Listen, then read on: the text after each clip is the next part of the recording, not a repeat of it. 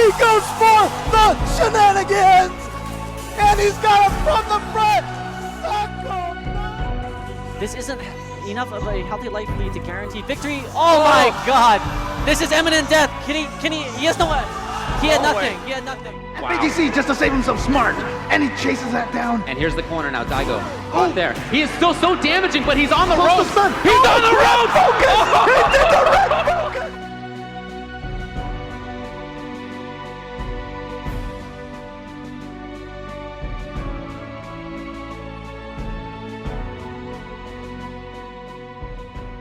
Passion for this game, it drives me to be a stronger player, both IRL and in the game. You know, like I know from what I learned about Street Fighter, I know that there's no overnight success. There's no instant path to, you know, riches. There's no quantum leaps.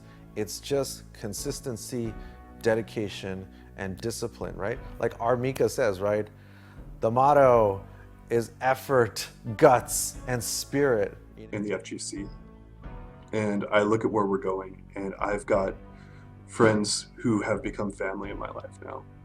And the common thread that we have in life is we play Street Fighter. That's what we do. It's crazy that the strongest running thread in our life with these people, with all these people, it's our family is Street Fighter. It's crazy that's what it is that ties us all together.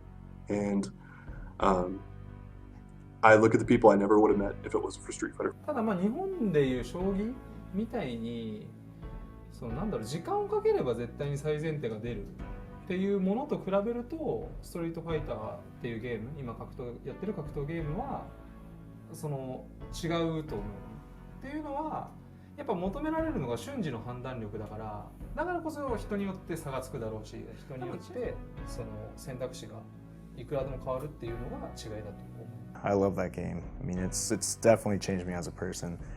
I've gotten to do incredible things because of the game. I've gotten to travel all over the world, meet amazing people, compete against just brilliant minds, and it's exhilarating. And Street Fighter 4 as a game, it's, you know, there's a lot of haters out there. There's a lot of people that complain about it, but even throughout all its flaws, it's still an amazing game. チョコと、このストリートファイターがないと出会うこともおそらくなかったと思うんで、すごく感謝してるというか、ストリートファイターがあってよかったなというふうに思ってます。ただストリートファイターで今は対戦したりすると喧嘩することもあるので、それも含めて楽しいなと思ってます。So I've been playing Street Fighter 4 since pre-Street Fighter 4, like pretty much like the beta of Street Fighter 4 when they had a Evo 2008. It changed me a lot, and it just changed me a lot in general because I thought, man, this is a really hard game, and the game was so in depth. There was like option selects, and we didn't have option select in Third Strike or CVS2 or Marvel 2. No one ever thought about it, and like YouTube and Twitch was non-existent, so the competition was not as crazy as compared to today, and it just made me a more hardworking player. そう何十回とこのゲームの大会に出てきたから最後はいい結果で終わりたいなっていうのはありますけど、でも新しい格闘ゲームも結構いろいろ出るみたいだし、そんなに寂しさはないですね。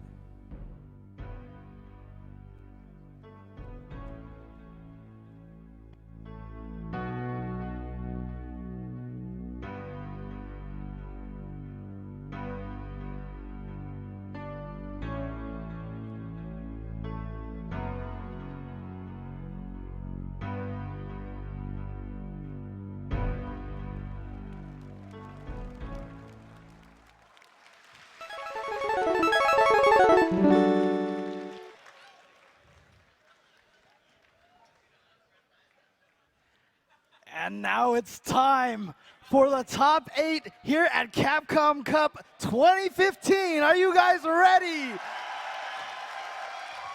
I'm James Chen. Hey, I'm Ultra David. It sounds like everybody is ready out there. The area has finally started to fill up. It's almost full in the back. Can you guys hear me back there? Are you doing all right? Well, it's going to be a sick top 8. I mean, look, everything today so far has already been amazing. Starting right off at the very first round, there were some big upsets. There were some very close matches. And since then, it's been much the same. Oh, yeah. We've had players go 0-2 that we never expected. We've Right. had a lot of, well, we have one particular player. I just want to give a shout out to Keoma, who just came from Brazil and has been putting on a show here at this event. Yeah. But again, we have 5 countries represented here in the top 8 players. And to me, that is amazing. And also, between all the top 8, you know, for their main characters, except counting Infiltration, because I have no idea who he plays, but we have all different characters, just showing the variety that we have for character variety in this. So Right. it's going to be an amazing top 8. Right, so we're going to have Punko versus Shen on one side of winners. The other side of winners is Daigo versus Kazunoko. In loser side, it looks like we have Keoma versus Snake Eyes, a rematch from earlier today. Right. Mm-hmm. And then the other match in losers, Mise versus Infiltration. Yeah, exactly. So this, like I said, this is going to be an amazing match all day, all night long. So I'm like super jazzed right now. I can barely talk right now. All right. Well, super hype. We can take a look at the bracket right there. So like I said, Mise, Infiltration, that is going to be on the losers. If we can check out the rest. Yeah, There you go. go. All right. Yeah, but on the other side, we have Keoma versus Snake Eyes. Like we said, in the very first round, Keoma sent Snake Eyes to losers bracket. Yeah, 2-0. And Snake Eyes just fought his way all the way back into top 8, all the way through losers. And Punko versus Shen, of course. Yeah, Shen took it over Keoma. That's how he got into the situation that he's in now. And then we're going to go check out on the other side of winners, Mad Catz Daigo Umehara versus Kazunoko. That's a match that I'm really looking forward to. They played recently. We'll talk about that in a little bit, but it did not go very well for Daigo. That's right. Not very well at all. But right now, we are going to get started again on the winner's side. This is top 8, in case you guys aren't familiar with it. So we have the winner's side, loser's side. Everyone in the loser side has already lost one game. Right. So in the winner's side, if you lose, you get sent to the loser's bracket. It is going to be 3 out of 5 the rest of the way. Mm-hmm. And so we're going to start on the winner's side, and it is going to be Punko versus Cien. Yeah, that's right. Punko, I think, has looked like one of the strongest players today. And a lot of people thought that was going to be the case. Yes. Same for Shen. A lot of people thought he was going to do well. Mm-hmm. And he has. Yeah. You know, here he is in winner's side. Yeah, I mean, this is really interesting because, you know, a lot of people have filled out their own brackets, you know, for trying to sure. do predictions on who is going to win. Fantasy And brackets. sure enough, you know, a lot of people had Daigo, Infiltration, Cien, and Punko in there. That's so true. Regardless with how many like upsets and craziness and players seemingly almost like going out inexplicably 0-2 and such, Mm-hmm. you know, it's still a lot of the players that people were expecting here in top 8. Well, a lot of people believe strongly in Punko because he has been playing so well. He did so well at the Capcom Pro Tour Asia Finals. That's right. Which he ended up winning. But he didn't beat everybody. It's true. And one of the people he lost to is the guy he's going to be playing against right now. Do you remember what the score was? 3-0 or 3-1. It was one of those two, Okay, but it was pretty convincing. Okay, so yeah, I mean, I'm expecting we're probably going to see Seth from Punko. Oh yeah, I'm sure. Now, of course, Cien, lots of different characters. He's primarily known for his Gen. Mhm. He does have a pocket Poison, a pocket Elena, but probably expecting him to go with Gen. Yeah, I in think I would this expect matchup. Gen. Gen is the character he tends to play against Seth. And that is, in fact, what we see on the screen over there. Right. See if he locks in with that. But I think that's what I would expect. Yeah. So this is representing 2 of the countries that we have here, of course, Singapore and Korea. Mm-hmm. 2 of the players, 2 of the strongest players on the planet right now. And we'll see if they're checking buttons or if they're going to get into it. No, just checking buttons for now. Yeah, again, this is 3 out of 5, and I'm expecting this one. You know what? I feel like this one's gonna go 5 games. You think this is going to go the distance, huh? I mean, Yeah, I can see that. It's interesting because, you know, we have talked a lot about Punko and how much better he's been playing throughout the year. Yes. And I almost think that's kind of, you know, I mean, while it's definitely true, we should talk about Cien as well. Okay. Because, you know, Capcom Cup last year, when he lost to Momochi and got 2nd place, he said he didn't know how to fight. He didn't have a plan for Ken, for fighting yeah. Ken. And then in final round, he beat him. And then he qualified, but he kept going to a lot of events. And towards the end of the year, he was winning a lot of events. In fact, he won the most premieres out of anybody this That's year. right. That's right. He won 3 this year. So technically, he's qualified thrice, Well, yeah. thrice over. So I think people are right when they have a lot of faith in him. He does look like he's prepared for everything. It's the matchup thing. It's the character matchup thing, Right. for sure. But on top of that, it's the players. And it's sort of the mental thing as well. Even today, there have been some moments, some scrambles, some crazy situations that Shen has come out on top of. Right. And that's not easy to do, and it can sort of seem like it's random if you're just looking at it, but Shen consistently lands on the top of those things. yeah, that match that he had with Keoma went up 2-1. Cien tied it up, and then even then, I think Keoma won the first round, and Cien had to come back 2 rounds, and he managed to pull it off. So he was very, very close. That's right. But he's made it here again, top 8 winner side, and looks like we're ready to go for the first match of top 8, Ultra Street Fighter 4 Capcom Cup 2015. We're gonna have Punko on the first player side, Cien on the second player, and sure enough, going with Gen. I think that's his best pick. Let's go. An immediate, wow, look at this, immediate, very patient. Neither Very player slow. wants to commit to any offense just yet. Oh, tried to dash, but the wrong direction, and so now Shen has a knockdown. Will he pressure? Yep, looks like it is gonna keep going. Oh, no! Wow, But chase down, that could be it. Yeah, and that's actually, that worked out perfect Wow. for Cien because after that stand strong, he didn't hit anymore, and then one hit stun, that stun combo was gonna kill for sure. And wow, that first round went to Cien so quickly. So I like how Punko already started out differently in this round. He's being more active, right? He ends up getting hit, but I do like the little bit of change in pace. So here we go, Cien has him in the corner, and wow, just goes right for the crouch low short, and it connects. Ooh, he got out. I like that. Escape the cross-up situation, and now he gets the SPD. What's the setup now? I love the delay, but great block by Shen as well. Oh, is that in time? I don't know. Ooh, No. not quite. He's safe, but still wasted ultra. Yeah, that just allows Cien to jump a lot more often now. Oh, wow. So Punko now with the corner. Stomps. Yeah, he has a couple of bars. He's very dangerous. Oh, he just stays away. He doesn't go back in. Oh no, just got hit by the jump in. It's almost like he thought it was gonna cross up and just walk into it. Yeah. Oh, did he stay away? No, crouching short. What I love the fact that Cien did the jumping cross up and immediately jumped again. He knew Punko was gonna focus and dash away, so he had to chase right away. There's a range against Gen where you just have to guess which stance he's in when he's jumping, right? Of course, he has 2 stances. The jump arcs are different, and so you do have to, have a smart scout on which one's coming at you. Again, Punko playing this patient style. Okay, reaction. I like the delay, but still gets knocked down. All right, gotta show that wake up uppercut every once in a while. On the frame trap fierce into Sonic Boom. Unfortunately, no meter to FADC it for more damage. But still has the corner for himself. Really, Shen willing to challenge in that situation. That's one of the things that Shen likes to do. He likes to challenge you with buttons.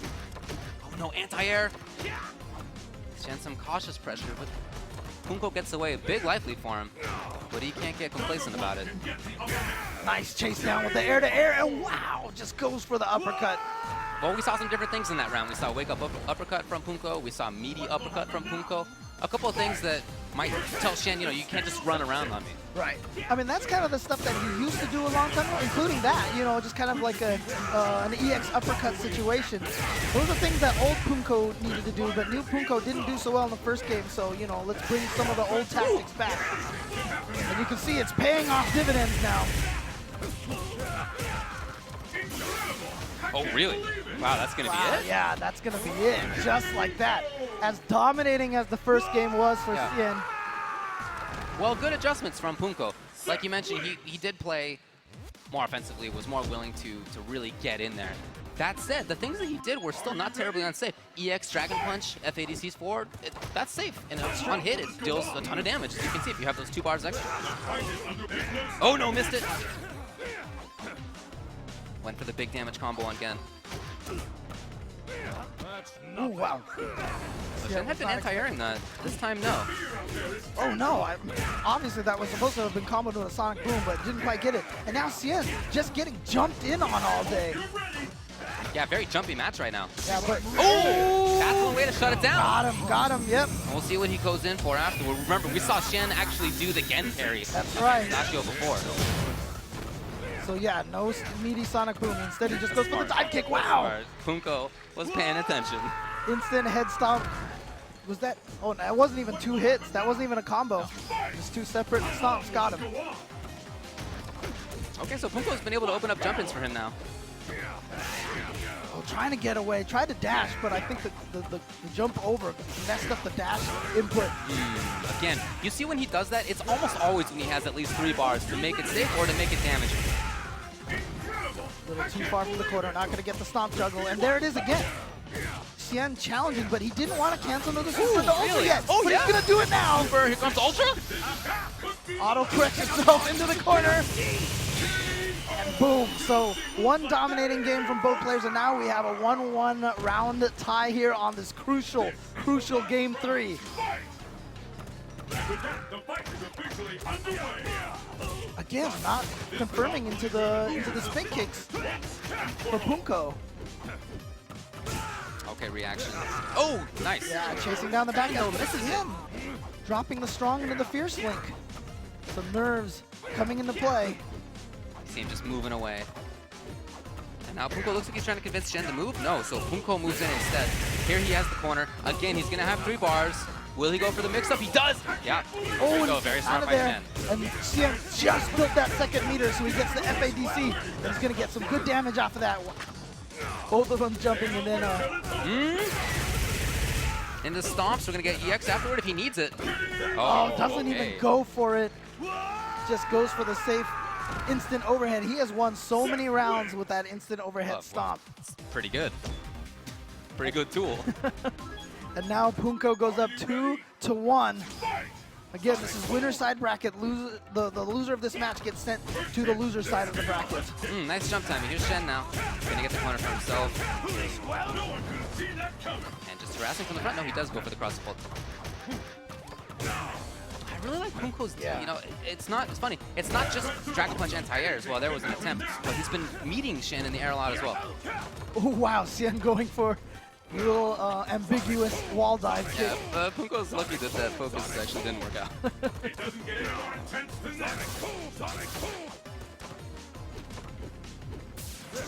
Wow.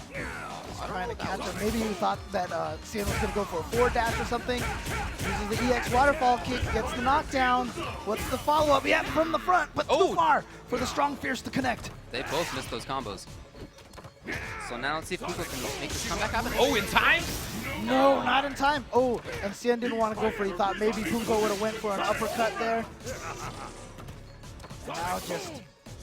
You can see Xian is just saying, you know what, I'm okay with staying back here. And Punko just building a little meter with those fireballs into the tandem engine. You see Shen just outranging. Oh, okay, I like the stab in. He's definitely threatening coming in like that. Ah. Okay. So Shen staying alive here. 3 out of 5, of course.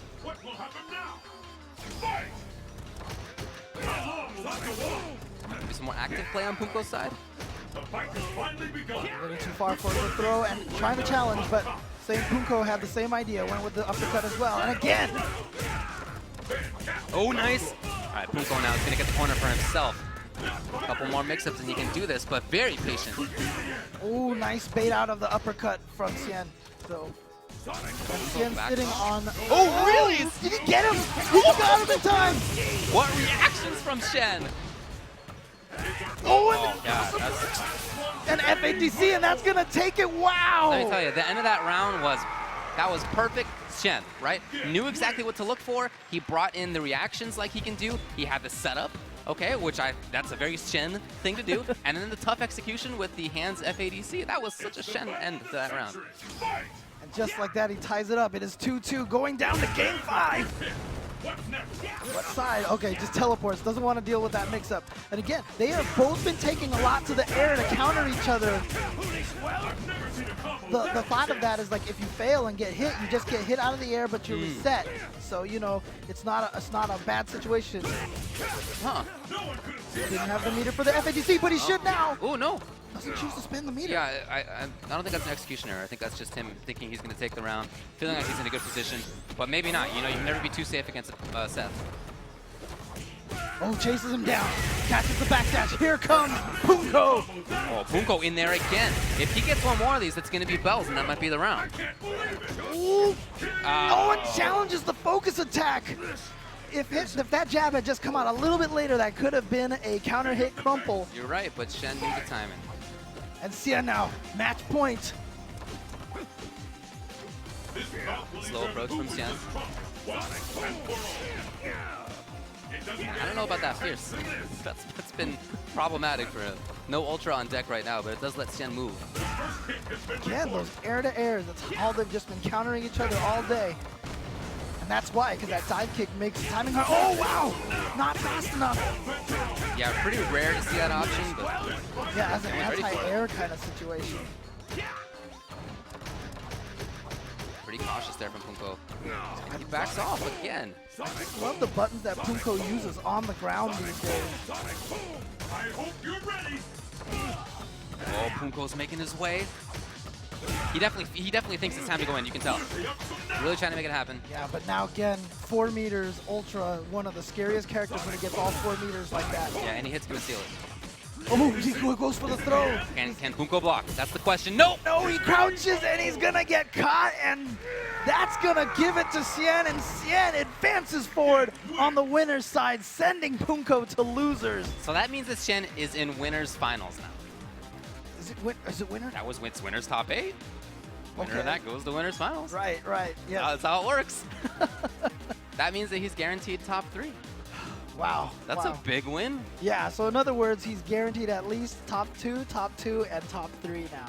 So At Capcom Cup, you're right. He got second place in each of the last 2. Look, like I said, a lot of people are looking for good things from Shen today, and he's delivered. No surprise. Again, we're going through the winner's bracket. The next match that we have for you guys is the Beast, Daigo Umehara, going up against the Genius, Kazunoko. And this is going to be a very interesting match, just because of the recent match that they played at Topanga. Daigo won that Topanga overall. Yep. Topanga A-League. The I problem with it is, though, that Daigo went in there, had a whole bunch of matches he was all ready for, and then he went up against Kazunoko, and if I'm not mistaken, Kazunoko 7-0'd him at Topanga A-League. Instruction, and Daigo actually said that he thought that he would just be able to win. He would. Right. His sort of fundamentals and abilities would just put him through, and he said, clearly I was wrong about that, so I'm going to go back into the lab and see what I can do. Right, so he's now gone and studied the match, so it's going to be really interesting to see how this plays out, see if he figured anything out, because if not, if history repeats itself, Kazunoko might send Daigo to losers bracket 3-0. Well, he might, and certainly he can do it, but I will tell you this, there's nobody who I have a higher faith in for making that kind of a comeback than Daigo, okay? Prep time Daigo is ridiculous. Yeah, everybody that he's lost to at an EVO when they've played an exhibition afterwards, like a first to 10, he's won 10-0. Right. So, yeah, Daigo, once he has the chance to study you, things are bad. Things can be tough. But I will say this, one of the hardest players to find any pattern, any rhythm, or any logic to their gameplay, Kazunoko. It's hard to get reads on him, that's for sure. Well, he puts himself at very strong spots on screen. Spots that he knows his opponents have trouble dealing with. And obviously that differs based on the character matchup, but it also differs based on the player matchup. You know, different people are better at dealing with different spots on screen than others. And you know, maybe he just found that spot against Daigo for moving in. Yun's neutral game, not that easy, really. I mean, you have to really pick your spots well with him. And he does it. So expecting Evil Ryu from Daigo. Looks like that's what he's going to do. And Yun, of course, from Kazunoko. All right, let's see how much Daigo has learned since their last matchup. Daigo Umehara on player 1, Kazunoko on player 2. Who will get into winners finals against Xian? Oh, okay. All right. Okay, that's already Yeah, something. already kinda some good. info. And Yeah. that, look, beautiful Air to counter. air I 3 love times this. now. Oh, Kazunoko already had the jump strong to beat that stuff. I mean, he's going to have to find the right spots, but he's already shown one of the potential counters for it. Oh, there you go. Okay, so 2 things now for Daigo to deal with those dive kicks. Oh, but that one just caught him as a cross-up. Kazunoko has him back in the corner. You see him backdash so he can keep that position. Baits out the focus attack. And Kazunoko backs off to a strong spot. Now, he's not always in his opponent's face. Oh, well, he was there. That's a range that you just don't look for Yun to hit from. Right. Like, you're looking for, okay, he's trying to put his dive kick on my foot. I understand that. Maybe he's trying to press stand strong or stand roundhouse or something, but to land in front of you, you think, oh, he missed. No, that was on purpose. Right. Kazunoko taking the first round. Yeah, Daigo with the jump back. Kazunoko actually can make that work in his favor if he can convince Daigo to jump back like this. Yeah, very smart. Keep sending him to the corner. But you can see right now, Daigo very insistent with the air-to-airs. Oh, yeah, again. Oh, baits it out. Maybe he did get a read on the timing and he gets a stun. Oh, Daigo. Okay, so he's going to go for the juggle. 3 bars for him. Just very patient. Again, very patient. He wants to take out Kazunoko now before Kazunoko gets that 3rd bar. Well, it's coming in right now. Oh, that might work. really? It did. Catches the hop kick. That is the power of Kazunoko. One more mix-up. And he does it. He gets the command throw and a comeback from Kazunoko. See Kazunoko on the left. There's Daigo. Probably the most storied player in fighting games. Yes. Been right on the top for 20 years. Dominant pretty much every game that he's played. Oh, here we go. He gets the frame trap and a huge amount of damage. That time does not bait out the up kicks properly. And Kazunoko, I mean, the dive kick is such a scary tool for him, but the reason why he's so good is he's also so good at jumping without the dive kick. Oh, yeah. Just like that. I really think that opens up Yun's game. Which one of these fighters will snatch victory from the jaws of defeat? You know, you can really. Oh, well, that was a mistake, and that's unfortunate. That might cost him here. Oh. Oh, good block. Patience from Daigo. Did not stand up to get caught by that low forward. Trying to find that opportunity to land the red focus. You see Kazunoko not always doing the shoulder. Really? Oh, and it was far enough. And he's going to get the red focus again into the crumple. Here comes the Ultra. Is that it? Ultra's not going to kill, but does the follow-up. It does. And Kazunoko again with a comeback round. Daigo has looked strong at the start of so many of these rounds, but Kazunoko's just found the way in. The last time it was too much of a defense from Daigo. You know, I feel like Daigo is doing a better job dealing with the dive kicks than he has previously, but when it comes to these mix-ups, Kazunoko's just had the right option. And it's really interesting because Daigo has anti-aired with at least 5 different buttons on the right. ground and like There's even another one. 7 different buttons in the air, but it just hasn't mattered. Kazunoko says, you know what, I'm going to take this small chunk of life. I don't really care, so I'm just going to keep doing this. Okay, well, this is major, that's for sure, and into the corner. Oh, here's the throw. Daigo stays in the front. Oh! And again, just with the inability to read and fearlessness from Kazunoko. Right, Daigo had 3 bars right there. Hey, that could have been Dragon Punch FADC Ultra. Right. That could have been a major risk. Well, in fact, it was a major risk from Kazunoko, but he was willing to do it. Daigo with his back to the wall now, down 0-2. He better make some important adjustments if he wants to move on and face Yin in winners finals. Well, I like that he challenged after the dive kick there. He has been challenging the dive kick better itself, but I feel like he needs to do a better job of dealing with the post-dive kick situation or just Young on the ground. Kazunoko all the way into the corner, and he is just Oh, had come all on. the right reads, and now a stun. Double dash to get him into the corner. Oh, he went for the command throw again. All right, some signs of life out of Daigo. Oh, he has not been able to deal with that double dive kick from Kazunoko. He's been crossed up by that and remained crouching too when he's gotten crossed up by that. And here it is, Kazunoko, match point, playing so dominantly. It's almost as if he has Daigo's number here. Well, I think he might. I mean, he just seems to have exactly the right read on what Daigo wants to do when. when it comes to the up-close mix-ups. With Daigo now sitting on a full bar. This is big damage time. If he can get the combo, oh, yeah. Had the FADC to keep himself safe. Kazunoko puts himself in that up-close situation from far. First time we've seen that. Next lunge. Oh, really? Okay, Daigo jumping back. Now he can take control of this corner? Oh, no, he backs off. He just needs to find a way to get that hit, but the main weapon of Evo Ryu, low forward into Fireball FADC, he has not been able to land that at all. No, I feel like it's unfortunate because he's clearly trying to outrange the dive kick here, trying to outrange EX lunge. But that means that Evo Ryu's not at a dangerous position for his opponent. Right. Not a range that, well. Oh, he's going to get the juggle off of that. That's going to be it. It is. Kazunoko 3-0 over Daigo Umehara. We've talked about Daigo getting some 10-0s against his opponent, but now if you take this match and Topanga, Kazunoko is 10-0 against Daigo in their last 10 games. And Daigo Umehara has been sent to loser's bracket. In the first round, I mentioned that a lot of people I talked with thought that the matchup between Kazunoko and Strider had major implications for the bracket, right?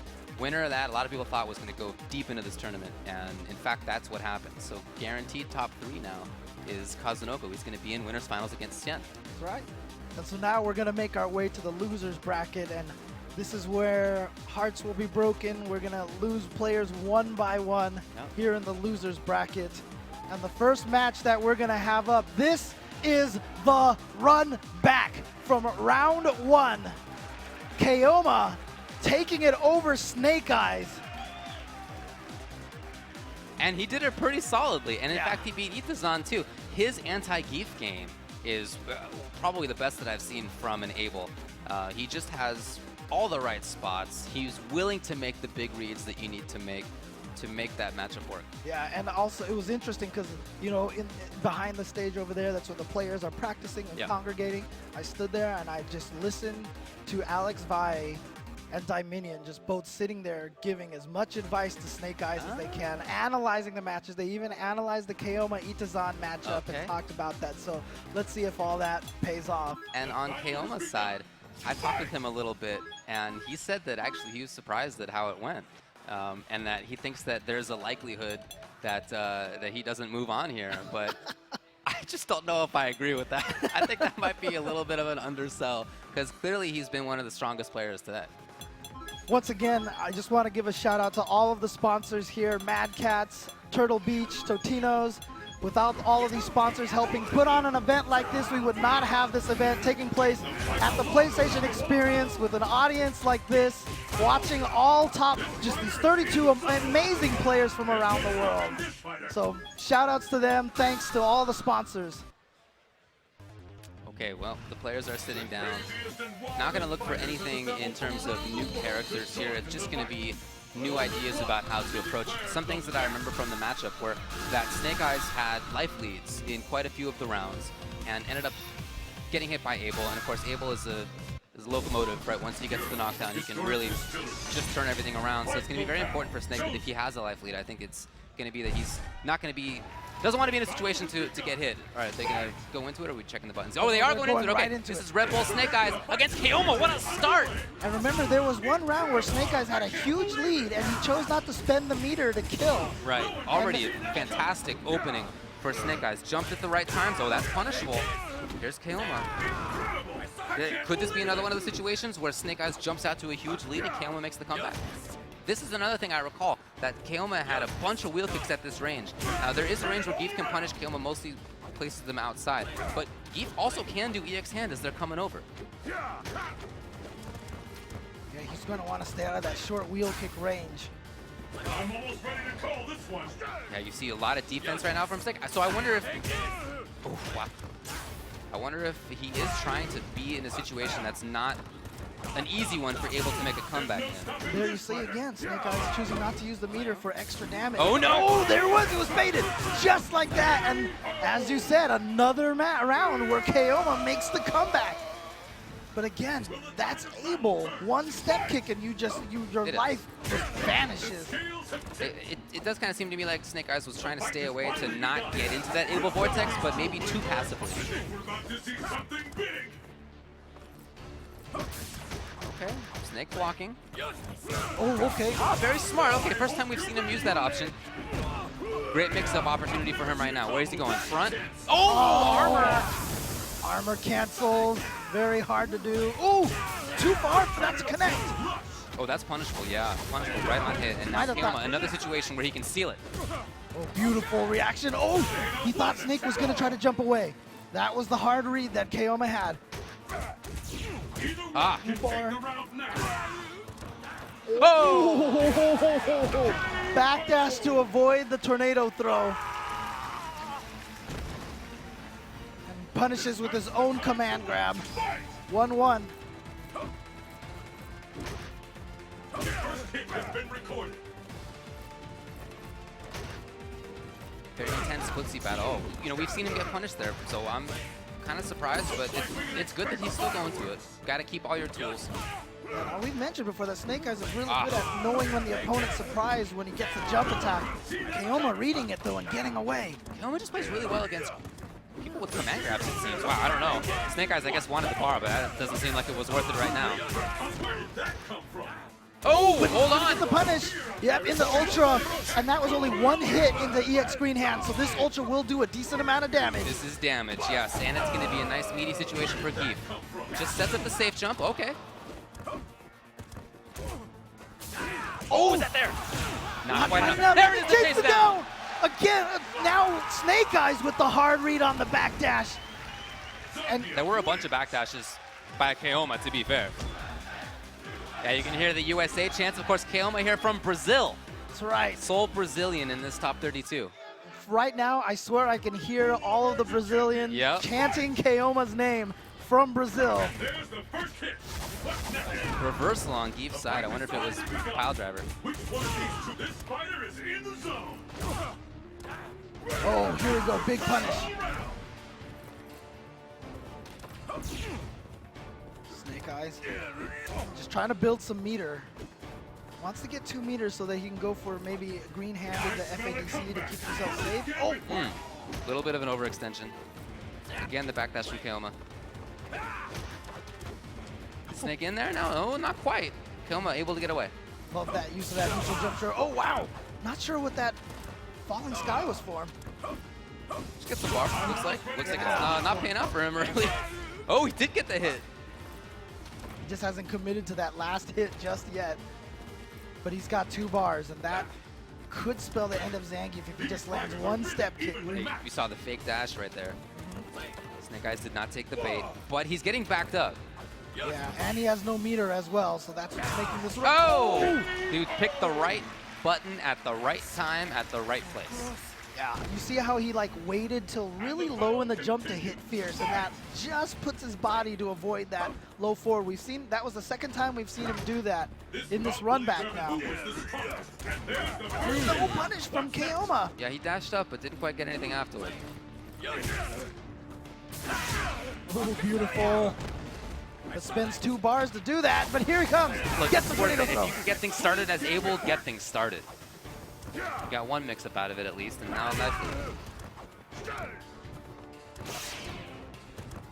Keoma's been playing a little tentative, hasn't gone for a lot of meaty tornado throws. Oh, Snake. Keoma really insisting on getting out. Oh, nice. And the jump back jab. I like that option. It's a safe option to escape. Oh! Snake Eyes with the call out on that backdash to avoid the tornado throw Okay, again. here's Keoma now. One more mix-up for him potentially. Really, either way, potentially. Oh, Snake Eyes told me that he... Is that gonna be it? Oh! Not quite. Keoma still needs a little bit more work to do. Ooh, nice backdash to avoid that. Oh, okay, there it is. Yeah, Lariat is so punishable. It's almost like when it ends, it just becomes this giant hurt box. It does expand, yeah. Snake Eyes told me that he thinks he can punish that jump back jab with a Fierce Green Hand. I think that's what he tried, but it didn't look like it was the Fierce one to me. But here comes Snake Eyes. Good start for him. But again, we've seen... Oh, really? Red focus. That is some damage. Look at that life bar. And now the mix-ups from the front.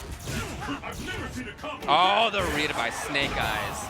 Looking to go up 2-0 right here. And he's gonna... And he does it with a regular throw. I love the option.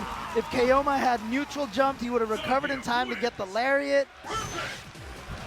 And this run back is going well. Like, how often do we see this? Somebody loses, has to play the person who beat them later on in the bracket, and they end up winning. It feels like that happens quite often. Because as the player who lost, you think about it a lot, right? One of the reasons I brought up how Keoma thought about how he played was that he didn't think that everything went perfectly, and he was thinking about it. He was thinking about, you know, what could have gone differently, what can go differently in this upcoming match. So I felt like he would be prepared, but so far this is me.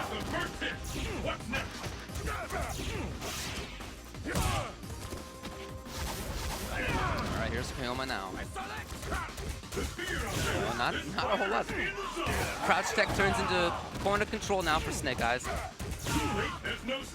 Oh, and just catches him, yeah.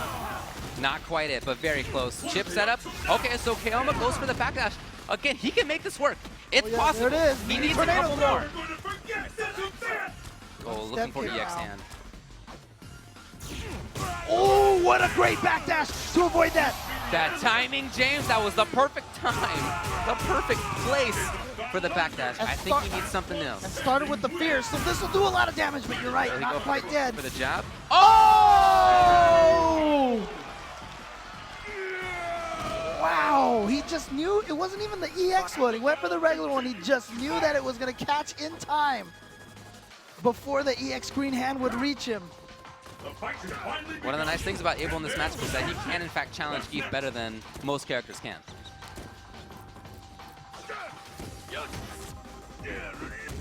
Yeah, there's the little whiff punish. But Geef is closer to having EX hand red focus, which might, at this point, be important enough to take that short damage. Okay. A little bit of extra bar from Keoma. And Keoma trying to back up to a stronger range. Oh yeah, that's exactly what you were talking about before.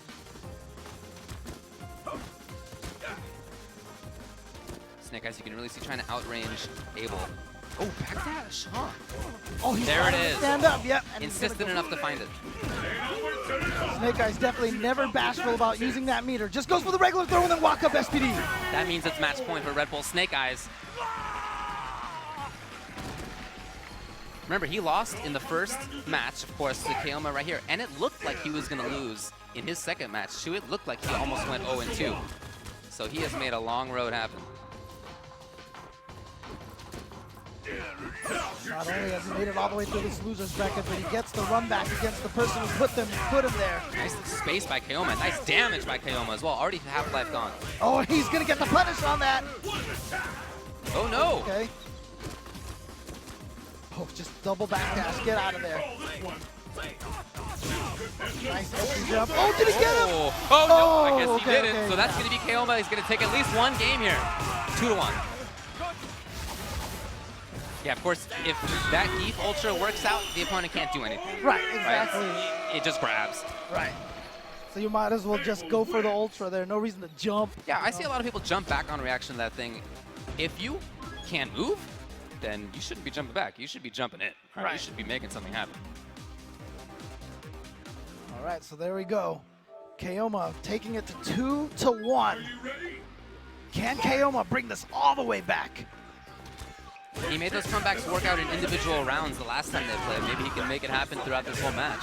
Good start for Keoma, but here comes Snake Eyes. Oh, a lot of damage because of that white life that he took from the body splash.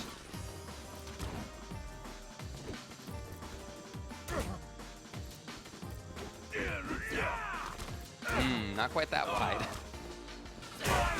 Nice, catches him with the surprise sweep.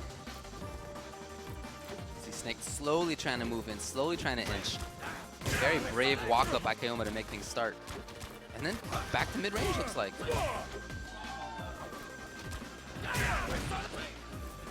Oh, okay, here's Keoma. All right, one more mix-up. Oh. There's that fierce green hand. Yeah, but he missed with the jump jab. Oh!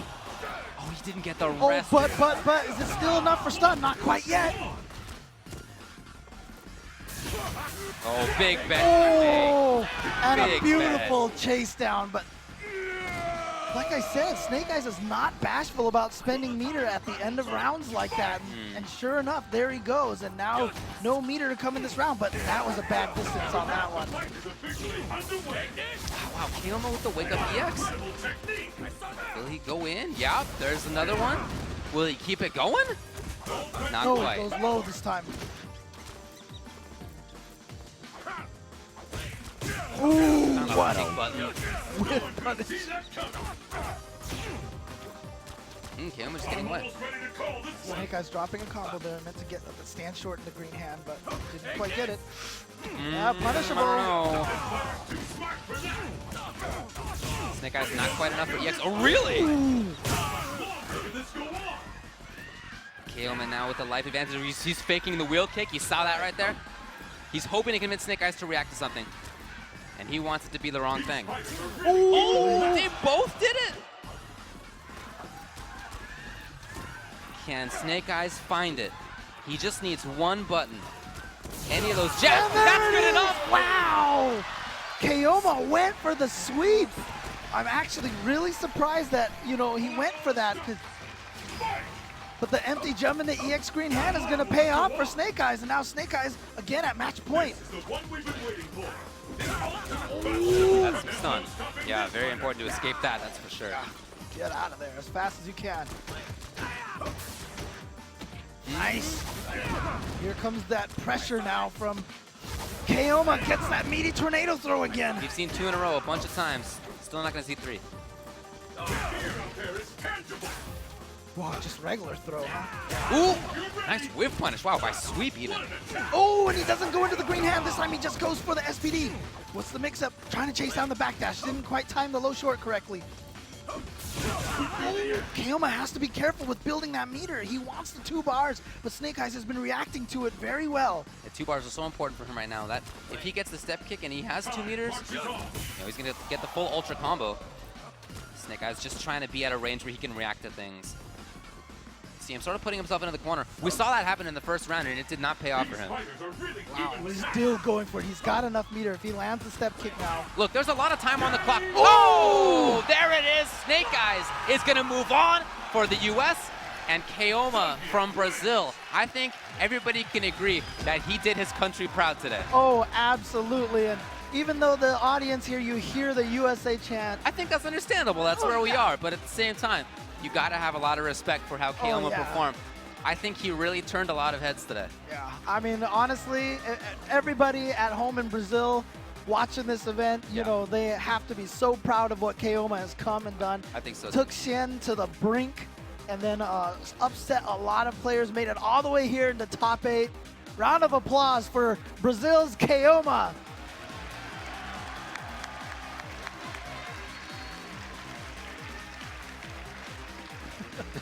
There they are. So Amazing Snake Eyes play. did end up taking the run back. As we said, that often happens. Yeah. Even though Keoma seemed to be thinking about it in the right mindset, but you know, Snake Eyes Geef just had it. Yeah, and seriously, shout outs to to Snake Eyes. Like we said, I mean, he lost first round. Yes. And he has made it. We said this right at the start. When you go into the loser's bracket to get into grand finals, you have to play twice as many matches than if you just get to grand finals through the winner side of the bracket. So Snake Eyes has had to play a ton of matches. He made it all the way in the top 8, and he still wins the first one against the person who sent him there. Right. He has had quite a road so far here at the Capcom Cup. Yeah, he's cultivating a lot of success today. All right, who's got up next? Let's move on. So coming up next, we are going to have the other side of the losers bracket. This is one R Kappa Mise going up against Razor's Infiltration. One of these 2 players is going home after this. That's right. You know it's going to be Makoto for Mise. I briefly spoke with Mise before this thing started, and he said that this is not going to be an easy one for him. He's expecting Elena or DiCaprio out of Infiltration, and he's really worried about both of those characters. He does not like either of those characters, and he, you know, so as a result, he is a bit worried about Infiltration. I didn't speak with Infiltration because he was asleep. He was taking a nap. Yeah, right? Have a little power nap. Having, very stressful tournament. How do you solve that? Just take a nap. Just take a nap. Honestly, I think that's really good. That I feel like players who can do that, not just even in fighting games, but if you're on the other side of the world and you need to have some big moment coming up, you have a big presentation or something, it's really good to be able to nap. Yeah, it really is. And to be able to wake up and perform. And we've seen him do that. We've seen many other players do that as well. It gives people success. A lot of famous pictures of Daigo sleeping on, tables and stuff outside, outdoor tables. Little hallways. Yep. So it's going to be our Kappa's Mise on the first player side, Razor Infiltration on the right. He is going to go with the Capra, it looks like. Okay. Yeah, I mean, this is the character that, really, honestly, we joke that he doesn't have any main characters because he's played so many different characters. Yeah. But really, Chun-Li and DeCapre, I feel like have been the two main characters that he's gone with. Yeah, today they've done the bulk of the work. Yeah. I mean, he made his name using Akuma, and he barely uses Akuma now. He'll bust it out every once in a while. But again, so Makoto not a character with great mobility options, which is why I feel like DeCapre makes this match so frustrating. Just that the distance control is going to be so tough to deal with. Oh, but if you can already get in like this, Mise's already in there. Corner. Oh, crap. Unfortunately for DeCapre, if she does not have EX meter, she has to choose between hit invincible or throw invincible option. And she just gets wrong there. Mise. And Makoto, just with the ability to stun in just like 2 combos, such a scary and dangerous character.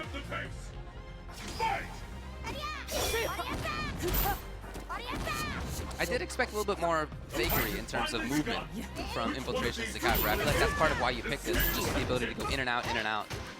And we didn't see a whole lot of that in the first round. Good punish from Infiltration. Ooh, okay. Self-save. Yep, meaty dive kick. Confirms into the hard knockdown. Nice, gets to the other side. Wow, tried to bait something out. And now Mise looks like content to try to build a little meter. He got a little bit. See if Mise can get back in. That's what the match is about, right? It's if Mise can get in. This is the one we've been waiting for. Oh, really? Ooh, he tried to go in there to extend the combo. You can only extend the combo if you FADC the second to last hit.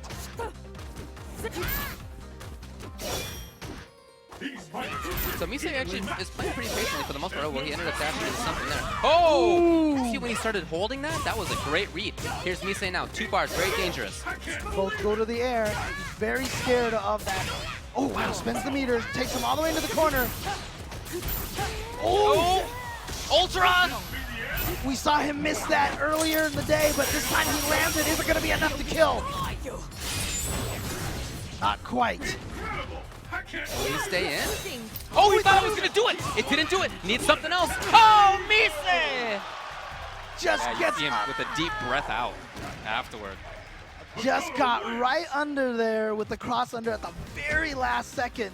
Just unfortunate for Infiltration, he misjudged that health bar.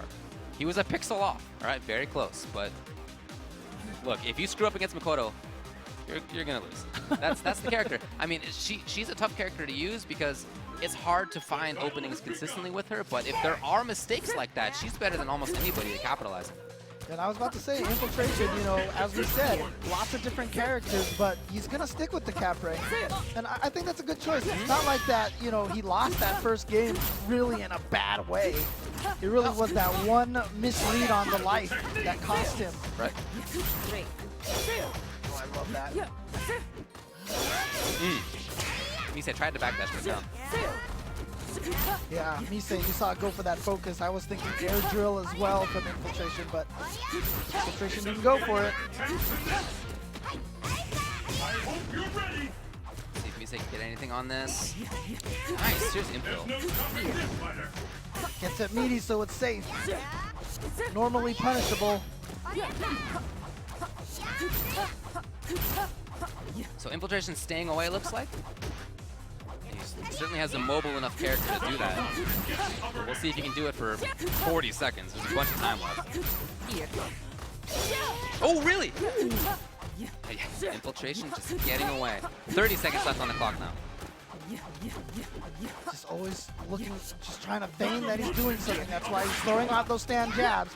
Keep Mise guessing on his rhythm. 20 seconds now. Oh! Oh!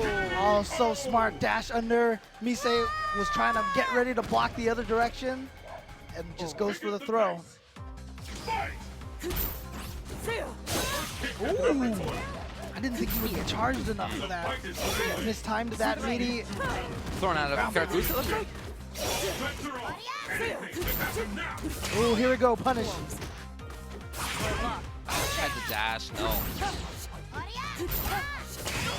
Oh, okay, you gotta make that happen at some point. Here's Mise now. And just like that, DiCaprio is away. Yeah, keeping her in the corner is not very easy at all. Oh, here we go. Infiltration just needs a little bit more damage. But so does Mise. By Makoto standards, okay, but there's the game. I was about to say that he was within the life range. That one hit from Makoto could have taken that round anyway. But I think that game went a lot more like how Infiltration wants it to go. There was a lot of extended time of him staying away, being frustrating to catch. Seemed to pay off. Yeah, exactly. And that's why, like I said, when he went back to DiCaprio, I thought that was a really good decision. Because I didn't feel like that first game went super poorly for Infiltration. Sometimes people lose and they don't really identify properly why it happened. It's not always the character. Yeah, Infiltration right now, even those little stand jabs that he's throwing out have been so effective. And he hides charge really well, right? Ooh, yeah, you don't have to worry about size with the stinger. Oh, patience. Mise was looking for something on Wake Up Dead. Didn't come. Oh, dash up grab. In the Ultra. Boom. Mise gonna take that first round. Infiltration, of course, one of the heavy favorites coming into this. Yes. But still with the potential to go home. Yeah, that's right. First round of the losers bracket at top 8. Losers of this will be tied for 7th. They're all in the money, but the drop off from first place is pretty high. Mise's really just found a spot. He doesn't seem to be giving in to the chase right now. Not that he's having success over there, really, but I like the fact that he doesn't feel like he needs to chase. Not being frustrated is a big part of this. Oh, he had the FAQC to try to save himself. 60 seconds in and barely any damage for either character. Or 60 seconds left, I should say. Oh, no! Wow, that was so tricky. Oh, nice! Mise now, and then the patience again. Infiltration's Wake Up Stingers have really caused Mise some problems. Oh, no! Oh, hold on! Oh, get a dash up grab. Oh my god. That's enough. Yeah, that's wow. That's 2-1.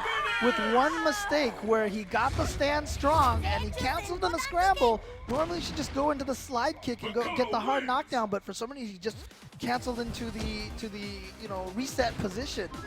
And then he went for the stinger.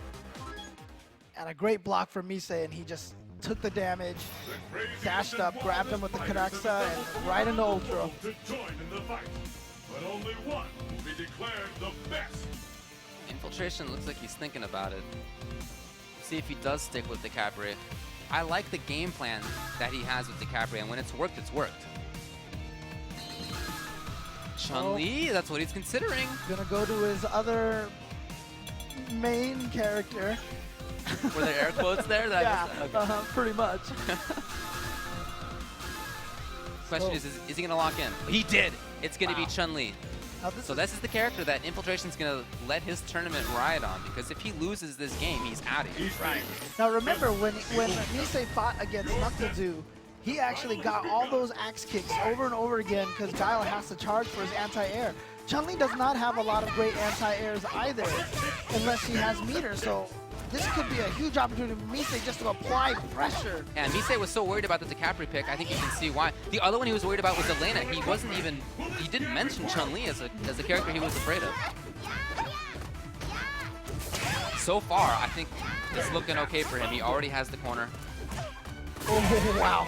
There it is, that EX bird kick, so crucial, but no more meter. Right, and oh no, didn't have bar. Oh, wow. And the ultra. That's going to be match point, folks.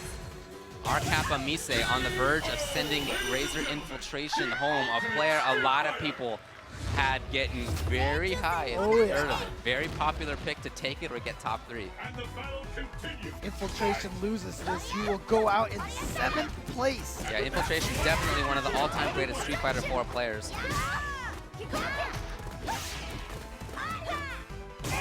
Okay, he's picked the right spots right now. Definitely looking very strong this round. You see a lot of good mobility out of him. Yeah, great spot on screen again. But that's not something that Mise is going to get dissuaded by. You know, he knows, look, he needs to go in. And it doesn't really matter if he has a life deficit right now. All he needs to get is 1, but he never got in 1 at all. And now Infiltration taking it with a perfect. That's got to be a confidence booster for Infiltration. His game plan worked that round, but oh no, here comes. That's so beefy, James. That jump fierce. Chun cannot get hit. Okay, and Infiltration should be safe now from stun. Oh, too far. The range. And no low forward EX. Oh, it just goes for it and gets the hit. And a trade, a great trade for Mise. Yeah. Infiltration, will he spend it? He does not yet. And he has doesn't ultra. have the meter, so I feel like he should have spent it right there. Right, that's why I was wondering about it. Mise, can he get in? He really just needs 1 more hit. Infiltration needs to put up great defense. Now he's got to pull back. All of that space behind him. We've seen how good he is with mobility here, convincing Mise to jump in at the wrong spots. Can Mise find the hole? Oh, no ultra from Infiltration. Oh, that should have been punishable. Infiltration just missed the timing. And Mise knows he has to worry about Ultra 2 jumping in right now, so you see him just staying away from that range. Oh. Next hit. Can do it. Again, either side. Oh, Mise's in there! Oh, no, he went for the axe kick, so with the startup, it gave Infiltration the time to get the jump roundhouse. I think Mise was looking for wake up EX spinning bird in that situation, hence the jump. But look, Infiltration is, like I said, one of the best Street Fighter 4 players of all time, and he had that scouted. He had the counter to the counter.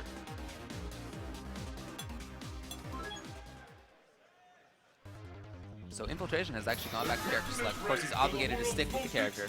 With Chun-Li, if you win, you can't switch. Looks like he's just using the opportunity just to give himself a time to think a little bit, to gather himself.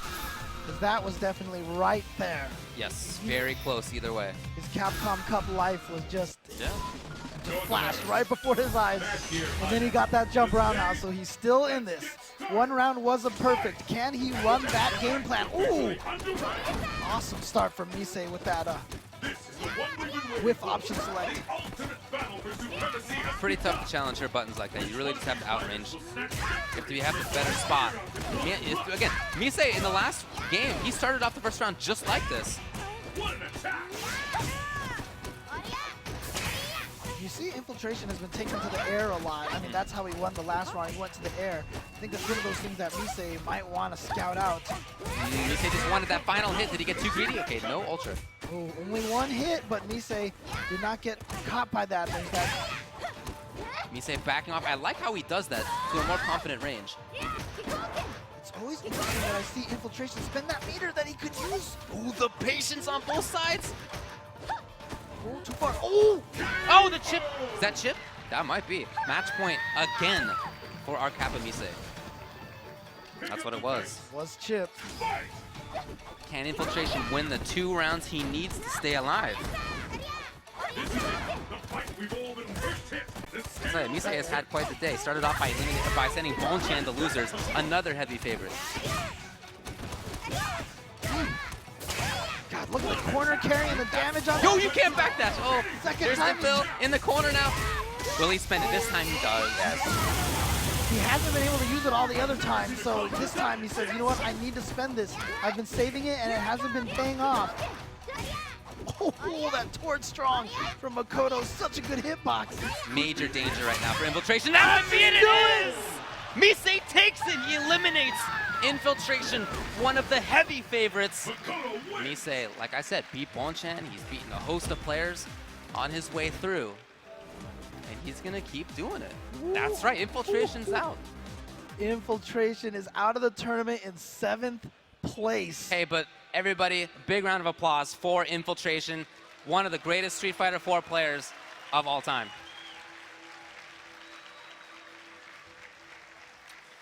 But he's out of here today.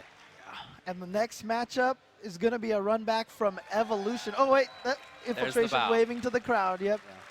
The next matchup we have is a run back from from Evolution.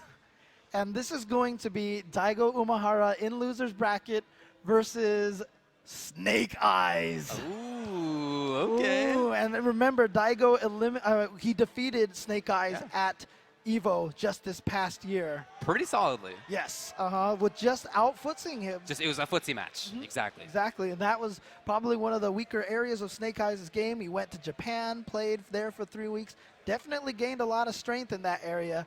Let's see how well it's going to pay off now. Yeah, you know, when Daigo has a chance to study things, it tends to work out, but it didn't earlier, did it, against Kazunoko?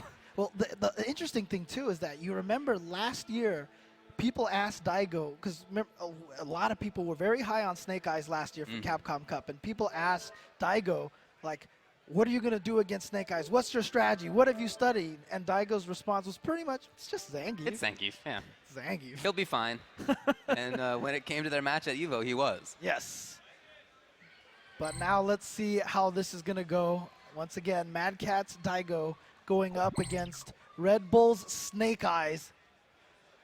A clash between Japan and US. Once again, Snake Eyes, the last remaining US player. In fact, I think he's the last remaining non-Asian player, non-player from Asia in this tournament.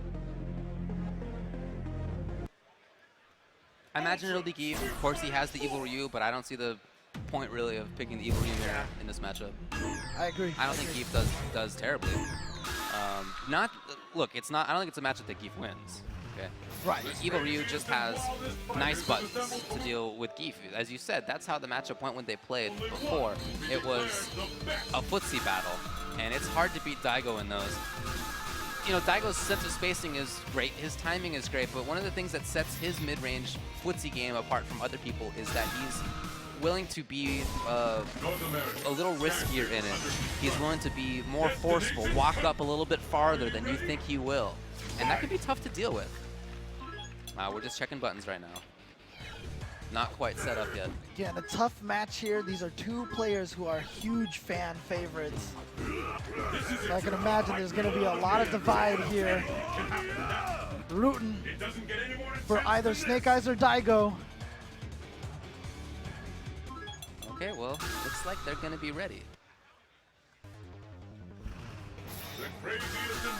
All right, it's going to be on the one-player side, Red Bull Snake Eyes. Let me hear it if you're in for Red Bull Snake Eyes. And on the other, Mad Catz, Daigo Umehara. Let me hear it if you're in here for Daigo. Okay. And here we go. Immediately, this is what you're going to see a lot of, this footsie game. Very important to establish that early. You know, Geef wants to have both the jump in and the ground approach. And if you shut down that, it's harder for him to move around on the ground. Daigo, oh wow, look at that. 3 out of 3 right now that Snake Eyes has gone to the air, that he's been met with a DP. And you see how Daigo is moving forward a lot as well, right? It's not just that he's moving backwards, he's not just throwing fireballs, he takes steps up just like that, at a little bit unorthodox times. A little bit of uncertainty on Snake Eyes' side there, I think. He's already seen he can't jump. In fact, that's the lesson that Daigo wants him to learn. Obviously, it's not impossible to jump. Right. But so far, Snake Eyes has not harassed Daigo on the ground enough to make Daigo pay attention to the ground strongly enough to stop looking at anti-air. Yeah, right now Daigo's ground game, the footsie game, fundamentals too strong. Snake Eyes really needs to find a hole, a seam that he can take advantage of. And again, see, he went for the jump there, and it's just not going to work. He has not been able to read Daigo's fireball timing at all. Well, Daigo has one of, or maybe the best, fireball timings in the world. Okay, and he has for a long time. So it's hard to read when he's going to bring out the fireball. And that means it's hard to read when you're supposed to jump, too, if you're trying to jump over fireballs. Plus, another thing, too, is that there is a range where Zangief can jump with the fierce. And then if he doesn't touch a button, the uppercut will whiff, just like that right there. But up until that one particular moment, Daigo has been so good at scoping out that distance. Oh, and that, yeah, that's gonna do it. And just like that, Daigo, you see how much life Daigo has lost? That's how much he lost basically in both rounds. So in other words, Snake Eyes has barely been able to get a crack on Daigo at all. And wow, we're going to a character select for Snake Eyes. Is he actually considering going to it? No, he's going to stick with it. He's going to stick with it. Did he switch Ultra? No, he had Ultra 2 last time. So much confidence on Daigo's side. Your destiny will be determined here. You know, the fireball game, like I said, very, very strong. The willingness to walk up, press crouching medium kick at just the right spot. Okay, so, well, here's Snake Eyes. Okay. He finally did find the jump in. If he can get that consistently enough, he might be able to open up the ground better for himself as well. Okay. That's one of the first times Snake Eyes has actually won that meeting once they both went in at the same time. It looked like Daigo was expecting and, in fact, hoping for Snake Eyes to jump. Hasn't done it. Wow, and you see that Snake Eyes just doesn't want to believe that Daigo's throwing those fireballs and those timing. Well, that's also a hard spot for him to be in. You see how that roundhouse is working against Zangief. It's not quite Sagat roundhouse, but it is kind of tough for Gief to deal with. Yeah. If Gief is in the crouching process, you know, that sort of animation, then that roundhouse will hit him. Oh, into the Ultra, and just like that, Daigo had whittled enough damage just through little hits, and then he capitalizes with one FADC. Ooh, boom! And there it is. He's gonna take that round. And the battle continues. Fight! And that great round there from Snake Eyes, all erased. The fight is underway. Which of these two champions He did do good work, and you're right, it doesn't matter on the scoreboard, but it can matter for these following rounds. Or we might see a little bit different take in how he approaches the jump or the ground game.